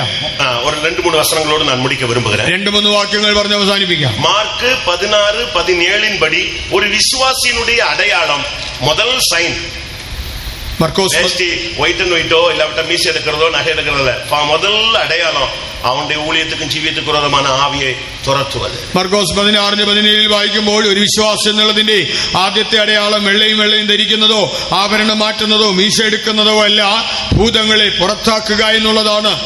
ലൂക്കാ 11:20 പടി ലൂക്കോസ് 11:20 പ്രകാരം നിങ്ങൾ சரியா பிசாசை துரத்தி பாருங்க, தேவனுடைய ராஜ்யம் உங்களுக்குள் வருகிறது. നിങ്ങൾ ശരിക്കും പിശാചിനെ ഓടിച്ചു നോക്കുക, ദൈവരാജ്യം നിങ്ങളിൽ വരും. சரியான அபிஷேகம், நீ அந்த ஆவியை துரத்த உனக்குள்ள அனாயிண்டிங் இறங்கிட்டே இருக்கும். നിങ്ങൾ ആത്മാവിനെ പുറത്താക്കും തോറും നിങ്ങളിൽ അഭിഷേകം ഇറങ്ങും. ലൂക്കാ 10:20 படி பார்க்கும் பொழுது ലൂക്കോസ് 10:20 പ്രകാരം நீங்கள் பிசாசை துரத்துங்க, அதுக்காக சந்தோஷப்படாதீங்க, உங்களுடைய பெயர் பரலோகத்தில் எழுதப்படுகிறது. നിങ്ങൾ പിശാചിനെ പുറത്താക്കുമ്പോഴും അതിനെ ചൊല്ലി സന്തോഷിക്കേണ്ട, സ്വർഗത്തിൽ നിങ്ങളുടെ പേര് എഴുതുന്നതിൽ സന്തോഷിക്കുക. சரியா பிசாசை துரத்தினாதான் പെർഫെക്ഷൻ വരുമെന്ന് ബൈബിൾ சொல்லுகிறது. പിശാചിനെ ശരിക്ക് പുറത്താക്കിയെങ്കിൽ മാത്രമേ പൂർണ്ണതയുണ്ടാകൂ എന്ന് ബൈബിൾ പറയുന്നു. ലൂക്കാ 13:32 அந்த ஏரோது அவர்கிட்ட பேசும் பொழுது அவர் சொல்றாரு, இன்றைக்கும் நாளைக்கும் மறுநாளும் நான் பிசாசை துரத்தி அதற்கு பின்பு நான் நிறைவை அடைவேன். ലൂക്കോസ് 13:32 കർത്താവായ യേശു ക്രിസ്തു ഹെരോദാവിനോട് പറയാണ്, അവനെ കുറിച്ച് പറഞ്ഞു, ഇന്നും നാളെയും മറ്റന്നാളും ഞാൻ ഭൂതങ്ങളെ പുറത്താക്കും, അതോടുകൂടി സമാപിക്കേണ്ടതാകുന്നു. അത് முடிச்சிட்டா இவர் பெர்ஃபெக்ஷனை நோக்கி வர முடியும். അത് കഴിഞ്ഞെത്തി മാത്രമേ തനിക്ക് പൂർണ്ണതയിലെത്താൻ കഴിയൂ. பிறகுதான் அவர் பூர்ணமடைந்தார் என்று பைபிள் சொல்லுகிறது. അതിനുശേഷമാണ് താൻ പൂർണ്ണത പ്രാപിച്ചത്. உங்களுடைய குடும்பத்திலே, உங்களுடைய வீடுகளிலே, உங்களுடைய சபைக்குள்ளே, உங்களுடைய ஊழியங்களுக்குள்ளே, உங்களுடைய தரிசனம், உங்களுடைய அழைப்பு, உங்களுடைய வெளிப்படுத்தல் இவைகளுக்கு விரோதமான வல்லமையை நீ முறியடிக்கும் பொழுதுதான் பூரணம் என்கிற வார்த்தை உனக்குள் நிறைவேறும். നിങ്ങളുടെ കുടുംബങ്ങളിൽ, സഭയിൽ, ശുശ്രൂഷയിൽ നിങ്ങളുടെ വെളിപ്പാടിന്, ദർശനത്തിന് വിരുദ്ധമായി പോരാടുന്ന ശത്രുവിന്റെ ശക്തികളെ തോൽപ്പിച്ച് കളയുമ്പോൾ മാത്രമേ നിനക്ക് പൂർണ്ണതയിലെത്തുവാൻ കഴിയൂ. നാം തുരത്ത வேண்டும், നമുക്കുള്ളിരുന്ന് തുരത്തപ്പെട வேண்டும். നാം പുറത്താക്കുന്നതോടൊപ്പം നമ്മിൽ നിന്നും പുറത്താക്കപ്പെടണം. மார்க் 16:10 பார்க்கும் பொழுது உயிர்த்தெழுந்த இயேசு சீடர்களுக்கோ இல்லாவிட்ட மற்ற பெரிய பெரிய ஆட்களுக்கோ தரிசனமாகவில்லை, மகதலேனா மரியாள் என்கிற ஒரு பெண்ணுக்கு மார்க் 16:10 அவளுக்கு முதல் உயிர்த்தெழுந்த இயேசு தரிசனமானது மகதலேனா மரியாளுக்கு. കാരണം കീഴെ എഴുതിയിരിക്കെ, അവളിടത്തിലിருந்து 7 ആവികളെ അവർ തുരത്തി ഇരുന്നു. മർക്കോസ് 16:10 വായിക്കുമ്പോൾ കർത്താവായ യേശു ക്രിസ്തു ഉയർത്തെഴുന്നേറ്റിട്ട് താൻ പ്രത്യക്ഷനായത് പ്രധാന ശുശ്രൂഷകർക്കോ മറ്റു പ്രധാനികൾക്കോ അല്ല, താൻ മഗ്ദലക്കാരത്തി മറിയയ്ക്കാണ് പ്രത്യക്ഷനായത്. അതിന്റെ കാരണം അവിടെ പറഞ്ഞിട്ടുണ്ട്. അവളിൽ നിന്ന് 7 ഭൂതങ്ങൾ പുറത്താക്കപ്പെട്ടിരുന്നു. ഉங்களுக்குள்ளே எத்தனை பேர் இந்த வசனத்தின் அடிப்படையில் நம்மை சரிப்படுத்தி ஜெயிக்க விரும்புகிறீர்கள்? എത്ര പേർ ഈ വചനപ്രകാരം ജീവിതത്തെ ക്രമപ്പെടുത്തി ജയമെടുക്കുവാൻ ആഗ്രഹിക്കുന്നു? 40 വയസ്സാனதான் பிசாசு துரத்தணும்ல, அபிஷேகம் பெற்ற விசுவாசித்த வசனத்தை கையில் எடுத்த நீங்கள் பிசாசை ஜெயிக்கலாம். 40 കൊല്ലം കഴിഞ്ഞിട്ടേ പിശാചിനെ പുറത്താക്കാൻ കഴിയുന്നൊന്നുമില്ല. നിങ്ങൾ അഭിഷേകം പ്രാപിച്ചതായ വിശ്വാസിയാണെങ്കിൽ വചനം കയ്യിലെടുത്താൽ പിശാചിനെ പുറത്താക്കാം. சரி, இன்றைக்கு நாம் முதலாம் நாள் கூட்டத்துக்கு வந்திருக்கிறோமே, நம்மில் எத்தனை பேர் நம்முடைய வீடுகளில் இந்த ஆவிகள், இந்த வல்லமைகள் நம்முடைய பிள்ளைக்குள்ளேயோ, புருஷனுக்குள்ளேயோ, மனைவிக்குள்ளேயோ, தொழிலுக்குள்ளேயோ, ஊழியத்துக்குள்ளேயோ, ஜீவித்துக்குள்ளேயோ, சரீரத்திலேயோ, மனதிலேயோ எங்கெல்லாம் இந்த தாக்குதலை உணர்கிறோம்? അതെ, ഇന്ന് ആദ്യമായിട്ട് നമ്മുടെ യോഗത്തിൽ വന്നിരിക്കുന്നതിൽ എത്ര പേർ നമ്മുടെ കുടുംബങ്ങളിലോ, നമ്മുടെ മക്കളിലോ, അല്ലെങ്കിൽ നമ്മുടെ കുടുംബജീവിതത്തിലോ, നമ്മുടെ മനസ്സിലോ, നമ്മുടെ പ്രവർത്തനങ്ങളിലോ എവിടെയെല്ലാം ഈ പിശാചിന്റെ ആക്രമണം ഉണ്ടെന്ന് എത്ര പേർ മനസ്സിലാകുന്നു? அப்படி உணர்றவங்க கண்களை மூடி அப்படியே கையை உயர்த்துங்க பார்க்கலாம். நாங்க உங்களுக்காக ஜெபிக்க போறோம். ஒரு சக்தி உனக்குள்ளே இறங்கும். இந்த கட்டு இன்றையோட அழிக்கப்படட்டும். இன்றைக்கு பிசாசின் தலையை நசுக்கிற ஒரு டைமாக മാറട്ടെ. അങ്ങനെയുള്ളവർ മുഴങ്കാലിന് കൈകൾ ഉയർത്തി പ്രാർത്ഥിക്കുക. ഞങ്ങൾ നിങ്ങൾക്കായി പ്രാർത്ഥിക്കും. ഇന്ന് ദൈവം നിങ്ങളെ വിടുവിക്കും. ദൈവത്തിന്റെ ശക്തി നിങ്ങളിൽ വരും. പിശാചിന്റെ ശക്തി പുറത്താക്കപ്പെട്ട് അവന്റെ തലയെ ചതയ്ക്കുന്ന ഒരു സമയമായി ഇത് മാറും. எந்த இடத்துல அந்த வல்லமையை நீங்க ஃபீல் பண்றீங்களோ அதை நினைச்சு கையை உயர்த்துங்க. தேவனுடைய அபிஷேகத்துக்கு கொஞ்ச நேரம் இடம் கொடுங்க. ഏത് മേഖലയിലാണ് ഈ ശക്തി പ്രവർത്തിക്കുന്നത് മനസ്സിലാക്കി നിങ്ങൾ കൈ ഉയർത്തുക.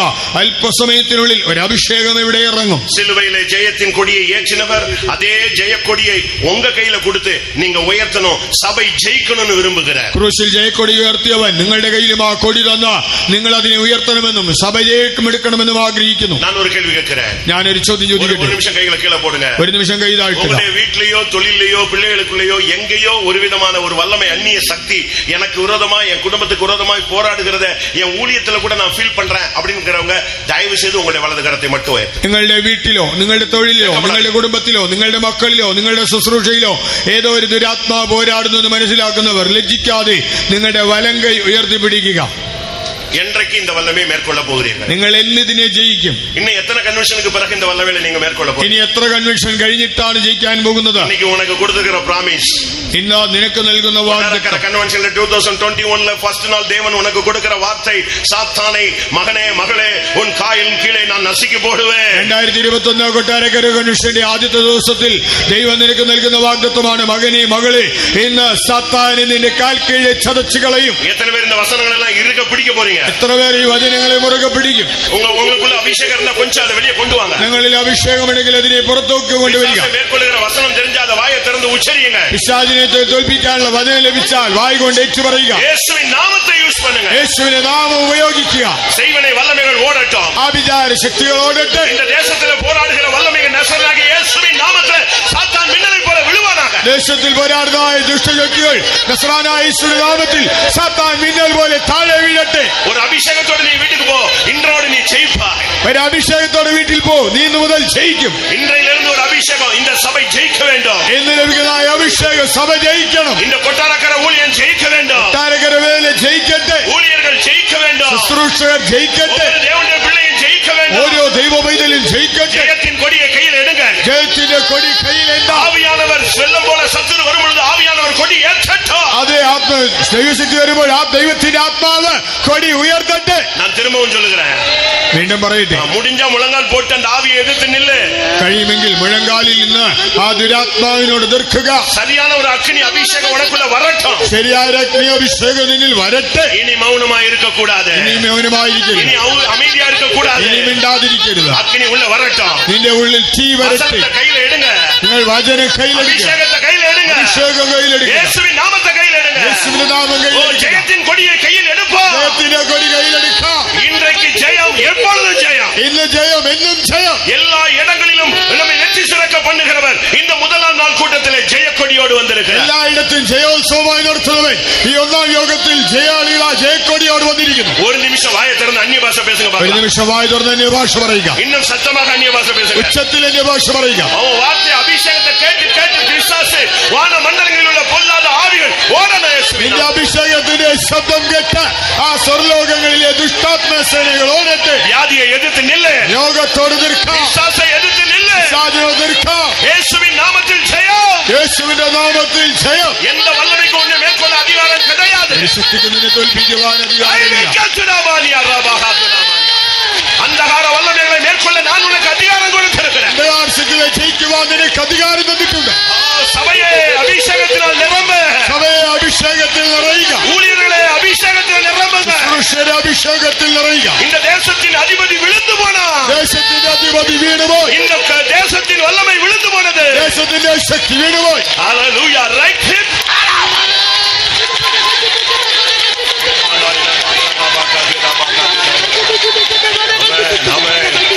கொடி உயர்த்துவின் ஜெயத்தின் கொடி உயர்த்துவின் ഉന്നതന്റെ പർവ്വതത്തിൽ ഒത്തുചേരുവേൻ. ഘോഷിക്കുവിൻ ജയത്തിൻ ഗീതം പാടുവിൻ. ஆமென். ഘോഷിക്കുവിൻ ജയത്തിൻ ഗീതം പാടുവിൻ. രാജാവ് ചെയ്തവൻ എന്നിലില്ലയോ, നിന്റെ രാജാവ് ചെയ്തവനില്ലയോ. കൊടിയുയർത്തുവിൻ ജയത്തിൻ കൊടിയുയർത്തുവിൻ.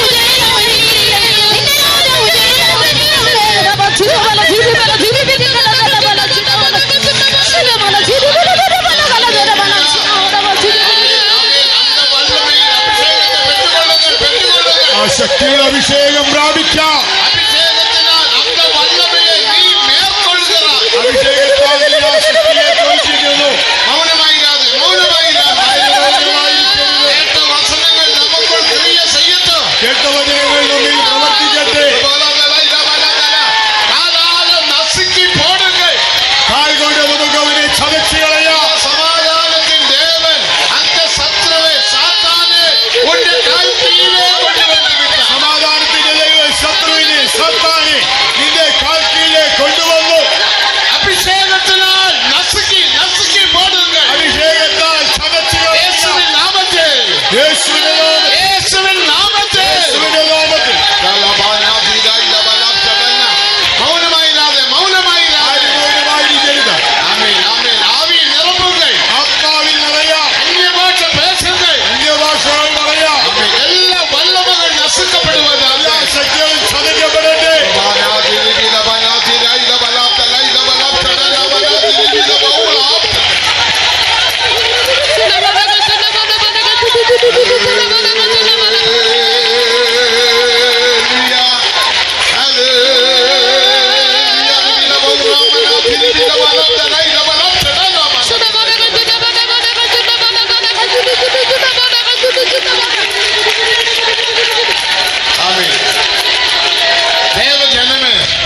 ദൈവജനമേ, അഭിഷേകം പെറ്റ് ഒന്നെ കാണുമ്പോൾ സാത്താൻ നടുങ്ങുവാൻ. അഭിഷേകം പ്രാപിച്ച നിന്നെ കാണുമ്പോൾ തന്നെ സാത്താൻ വിറയ്ക്കും.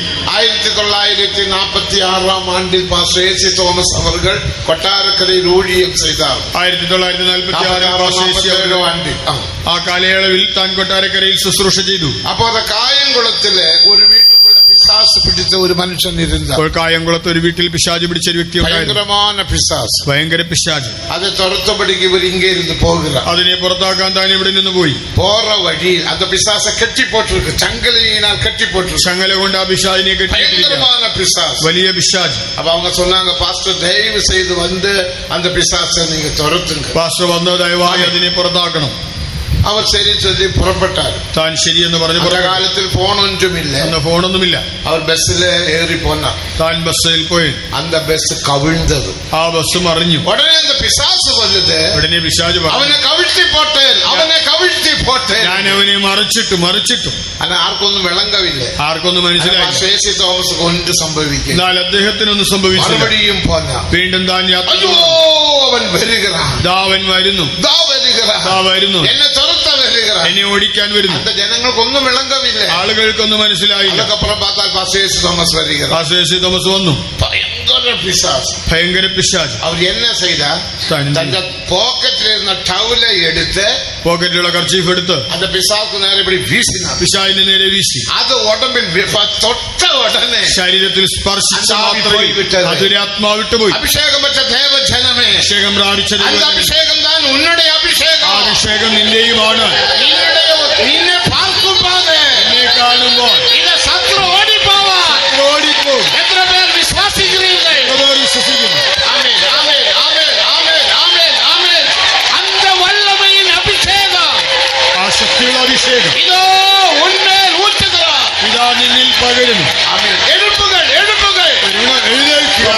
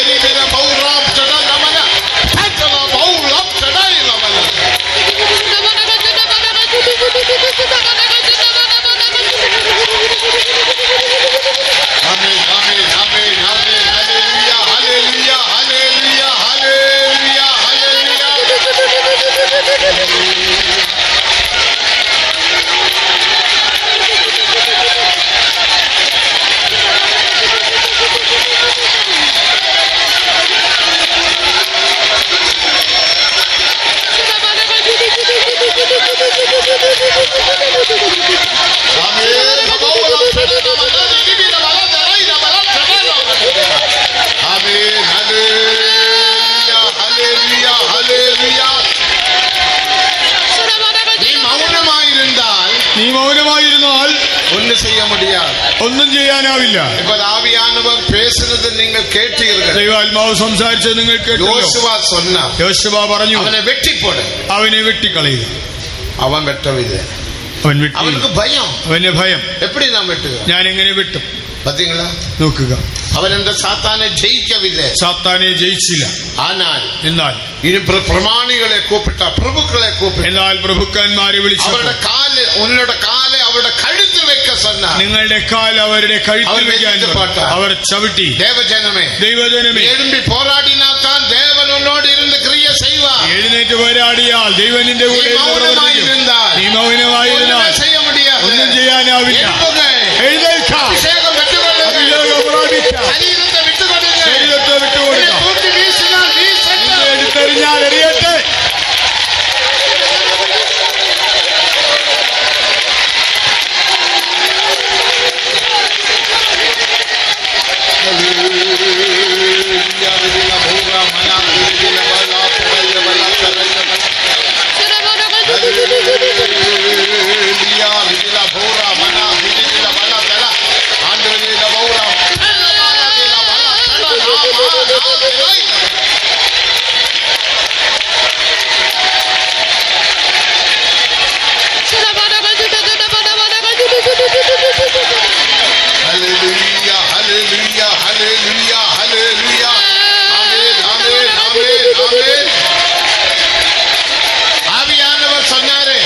ദൈവാത്മാവ് പറഞ്ഞല്ലോ, ഇന്ത്യക്ക് നീ പിശാചെ കെട്ടിനാൽ, എന്നോ നീ പിശാചിനെ ബന്ധിച്ചാൽ, പിശാചെ കെട്ടിനാൽ, കൊട്ടാരക്കരയിലെ പിശാചിനെ ബന്ധിച്ചാൽ 4 നാൾക്കൾ കൂട്ടം ആശീർവാദമായിരുന്നു.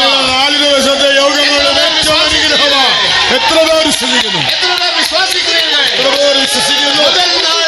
ഈ ഒന്നാം നാളിൽ എല്ലാ അന്ധകാര വല്ലമയെ കെട്ടുവോ, എല്ലാ അന്ധകാര ശക്തികളെയും 4 നാൾക്കളിൽ, ഈ 4 ദിവസങ്ങൾ ആവിയാനവർ വല്ലമയാകെ ക്രിയ ചെയ്യട്ടെ.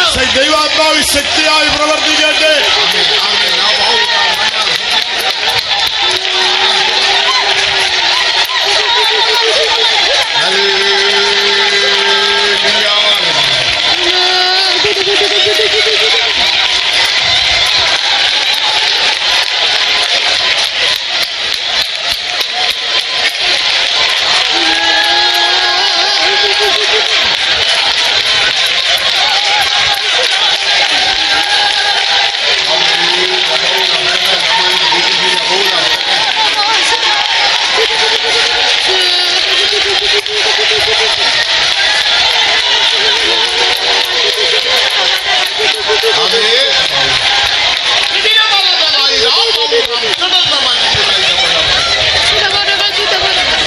ശത്രുഗണം ഒന്നാകവേ ചെങ്കടലിൽ മുങ്ങിപ്പോയി. ശത്രുഗണം ഒന്നാകവേ ചെങ്കടലിൽ മുങ്ങിപ്പോയി.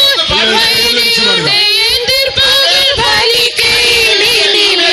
വൈരിയുടെ എതിർപ്പുകൾ ഫലിക്കയിലിനിവേ.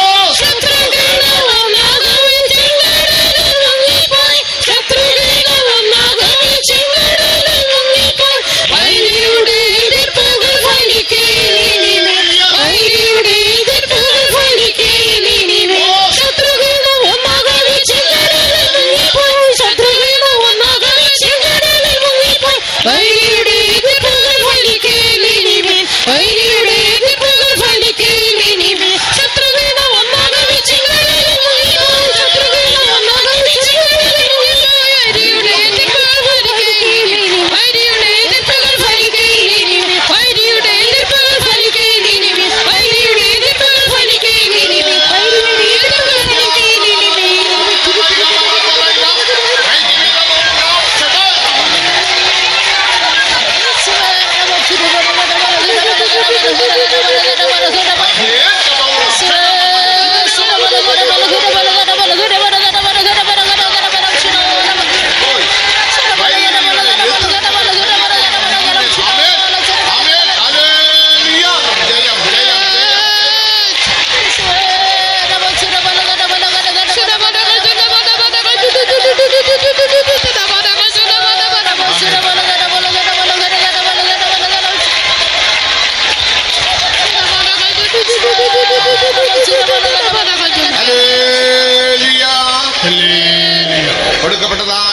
நேரம் முடிந்து விட்டது. இன்றைக்கு ராத்திரியில் தேவஜனங்கள் உங்கள் வீடுகளில் ദയവ് ചെയ്ത് രാക്കാലങ്ങളിൽ നല്ല ജപിയുങ്ങൾ. നമ്മുടെ സമയം കഴിയുന്നു. രാത്രിയിൽ നിങ്ങൾ ദൈവമക്കൾ നന്നായി പ്രാർത്ഥിക്കുക. இன்னைக்கு ஊழியர்கள் കൊട്ടാരക്കര ஊழியர்களെല്ലാം ഉപവാസത്തിൽ രാം മുഴുവതും ജപിക്ക പോകുകയാണ്. ഇന്ന് കൊട്ടാരക്കരയിലെ ശുശ്രൂഷകർ ഉപവസിച്ച് രാത്രി മുഴുവൻ പ്രാർത്ഥിക്കുക. നിങ്ങളും സഹകരിക്കുക. ഉപവാസത്തിനാലും ജപത്തിനാലും അല്ലാതെ இந்த ജാതി പിശാച് ഒരു കാലവും ഒഴിഞ്ഞു പോകില്ല. ഉപവാസത്താലും പ്രാർത്ഥനയാലും അല്ലാതെ ഈ ജാതി പിശാച് ഒരിക്കലും നീങ്ങി പോകില്ല. അത് വിശ്വാസിക്കുന്നവർ കരങ്ങളെ ഉയർത്തി മൂന്ന് ഹല്ലേലൂയ ചൊല്ലുകൾ. സത്യമാക അയാൾ വീടുകളിൽ പോനാലും നിങ്ങൾ സാപ്പിട്ടാലും എല്ലാവരും വീടുകളിൽ ജപം പണ്ണുക. നിങ്ങൾ ഭക്ഷണം കഴിച്ചാലും വീട്ടിൽ പോയാലും ദയവായി പ്രാർത്ഥിക്കുക. നാം കേട്ടതുപോലെ അന്തந்த இடத்திலே ആവികളെ കെട്ടുപോകുക. അതാതിടങ്ങളിലുള്ള ദുരാത്മാക്കളെ ബന്ധിക്കുക. ആവികളെ കെട്ടുക. അവിടെയുള്ള ദുരാത്മാക്കളെ ബന്ധിക്കുക.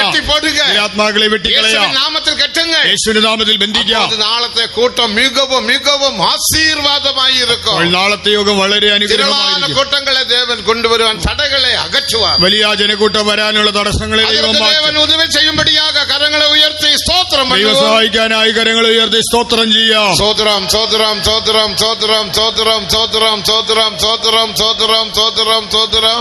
മുതലാം നാൾ കൂട്ടത്തെ പൊറുപ്പെടുത്താർ, ആശീർവദിത്താർ. സ്തോത്രം പണ്ണുവോ. ഒന്നാം ദിവസത്തെ യോഗം ദൈവം ഏറ്റെടുത്ത് അനുഗ്രഹിച്ച് നടത്തിയതിനാൽ സ്തോത്രം ചെയ്യാം. സ്തോത്രം സ്തോത്രം സ്തോത്രം സ്തോത്രം സ്തോത്രം സ്തോത്രം സ്തോത്രം. എല്ലാ ഊഴിയങ്ങളും ആവിക്കുള്ളാക്കിയതിനാൽ സ്തോത്രം പണ്ണു. എല്ലാ ശുശ്രൂഷകളെ ആത്മാവിലാക്കിയതിനാൽ സ്തോത്രം ചെയ്യാം. സ്തോത്രം സ്തോത്രം സ്തോത്രം സ്തോത്രം സ്തോത്രം.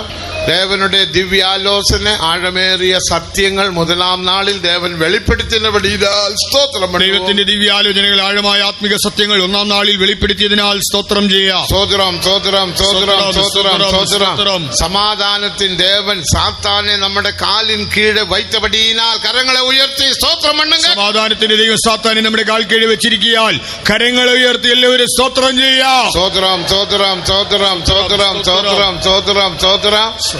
കാലെന്ന് ചൊല്ലുമ്പോ ഇന്ത കാലല്ല. കാലെന്ന് പറയുമ്പോൾ നമ്മുടെ അക്ഷരീക കാലുകളല്ല, ജീവിതം, നിങ്ങളുടെ ജീവിതം. അതാ നീതിമൊഴികൾ 4:26 വാസിക്കണം. സദൃശവാക്യം 4:26. നാം ശരിപ്പെടുത്തുമ്പോൾ, ജീവിതം ക്രമപ്പെടുത്തുമ്പോൾ, നമ്മുടെ കുറവുകൾ കുറ്റങ്ങളെ നാം അരിക്കപ്പണ്ണി വിട്ടുവിടുമ്പോൾ, കുറവുകളെ കുറ്റങ്ങളെ ഏറ്റുപറഞ്ഞ് ഉപേക്ഷിക്കുമ്പോൾ നമ്മാൽ സാത്താനെ മേற்கொள்ள முடியும். നമുക്ക് സാത്താനെ തോൽപ്പിക്കാം. കേട്ടല്ലോ. യേശുവെ പറ്റി ടവൽ പോട്ടോട്ടന്നെ സാത്തം ഓടിയെ പോയിട്ട് அப்படிதான் കായംകുളം ഊഴിയം ഉരുവാനത്. അങ്ങനെയാണ് കായംകുളം വേല ആരംഭിച്ചത്. വി.ജി. സാമുവൽ എറണാകുളത്ത് ഇരിക്കുമ്പോൾ, വി.ജി. സാമുവൽ അവർ എറണാകുളത്തുള്ളപ്പോൾ തൃപ്പൂണിത്തറ സൈഡിൽ എങ്കേ ഒരു വിശ്വാസ വീട്ടില്, തൃപ്പൂണിത്തറ ഭാഗത്തുള്ള ഏതൊരു ഒരു വിശ്വാസിക്ക് പിശാച് പിടിച്ചത്. അവിടെ ഒരു വിശ്വാസിക്ക് പിശാച് പിടിച്ചു. അപ്പൊ അവർ വന്നാൽ താൻ വന്നു യേശുവിൻ നാമത്തിൽ കെട്ടിപ്പൊട്ടാൽ, യേശുവിന്റെ നാമത്തിൽ അതിനെ ബന്ധിച്ചു. കയറ് വെച്ച് കെട്ടവില്ലേ? കയറ് കൊണ്ടല്ല, യേശുവിൻ നാമത്തിൽ ഞാൻ കെട്ടുകറ. നിന്നെ യേശുവിന്റെ നാമത്തിൽ ബന്ധിക്കുന്നു. അപ്പടിയേ ഇരുന്നിട്ടാ, ഇങ്ങനെ അനങ്ങാതിരുന്നു. നീ ആരും ജപിക്ക വേണ്ട ചൊല്ലിട്ട്, നീ ആരും പ്രാർത്ഥിക്കണ്ടെന്നു. വി.ജി. അപ്പച്ചൻ എറണാകുളത്തേക്ക് പോന്നാൽ പഴയ പെയ്ത്തോ, എറണാകുളം പഴയ പെയ്ത്തോമിൽ പോയി അവർ ജപിച്ചുകൊണ്ടേ ഇരുന്ന, പ്രാർത്ഥിച്ചുകൊണ്ടിരുന്നു. വേറെ പാസ്റ്റർ വന്നാൽ, വേറൊരു പാസ്റ്റർ വന്നു. എന്നാ എന്താ പറ്റി? അപ്പച്ചൻ തന്നാൽ ആരും ജപിക്ക കൂടാതുണ്ട്. അപ്പച്ചൻ പറഞ്ഞു ആരും പ്രാർത്ഥിക്കരുത്. ഇവ ഇപ്പടിയേ ഇരിക്കറ, താനിങ്ങനെ തന്നെ ഇരിക്കുന്നു. കൈയെടുക്ക മുടിയുന്നില്ല, കൈയെടുക്കാൻ പറ്റുന്നില്ല, ഇങ്ങനെ ഇരിക്കുന്നു. അതല്ല ഞാൻ ജപിക്കറ, ഞാൻ പ്രാർത്ഥിക്കാം. അതൊരു വലിയ പാസ്റ്റർ, അതൊരു വലിയ പാസ്റ്റർ. അവര് വന്ന് ജപിക്ക തുടങ്ങി, താൻ പ്രാർത്ഥിക്കാൻ പെട്ടഴിഞ്ഞു. അവരെ അടിയോടെ അടിച്ചു, തന്നെ പിടിച്ചുപദ്രവിച്ചു. എല്ലാം പാരുങ്ക മുഴുവൻ രക്തകായമായി വിട്ടത്. തനിക്ക് ആരാലും പിടിക്കാൻ മുടിയുന്നില്ല, ആർക്കും പിടിക്കാൻ കഴിയും. ആരോ വന്ന് കയറ് വെച്ച് പിടിച്ച് തെന്നുമരത്തിൽ കെട്ടിപ്പൊട്ട, പിന്നെ ആരോ വന്ന് തെങ്ങിൽ കെട്ടിയിട്ടു. വി.ജി. അപ്പച്ചൻ ജപിച്ചുകൊണ്ടേ ഇരിക്കാർ എറണാകുളം വിശ്വാസ വീട്ടിലെ, എറണാകുളം വിശ്വാസ വീട്ടിൽ വി.ജി. അപ്പച്ചൻ പ്രാർത്ഥിച്ചു. അവർക്ക് ദർശനത്തിൽ വിളങ്ങിയാച്ചു, ദർശനത്തിൽ മനസ്സിലായി വിശ്വാസ ആരോ വന്ന് ജപിച്ചിருக்கு. വിശ്വാസിനെ ആരോ വിശ്വാസ കെട്ട വിഴുന്ന് വെളിയെ വന്ന് വിട്ട, അവനെ കെട്ടഴിച്ചു പുറപ്പെട്ടു വന്ന, പുറപ്പെട്ടു വന്നു. ഫോണൊന്നുമില്ല.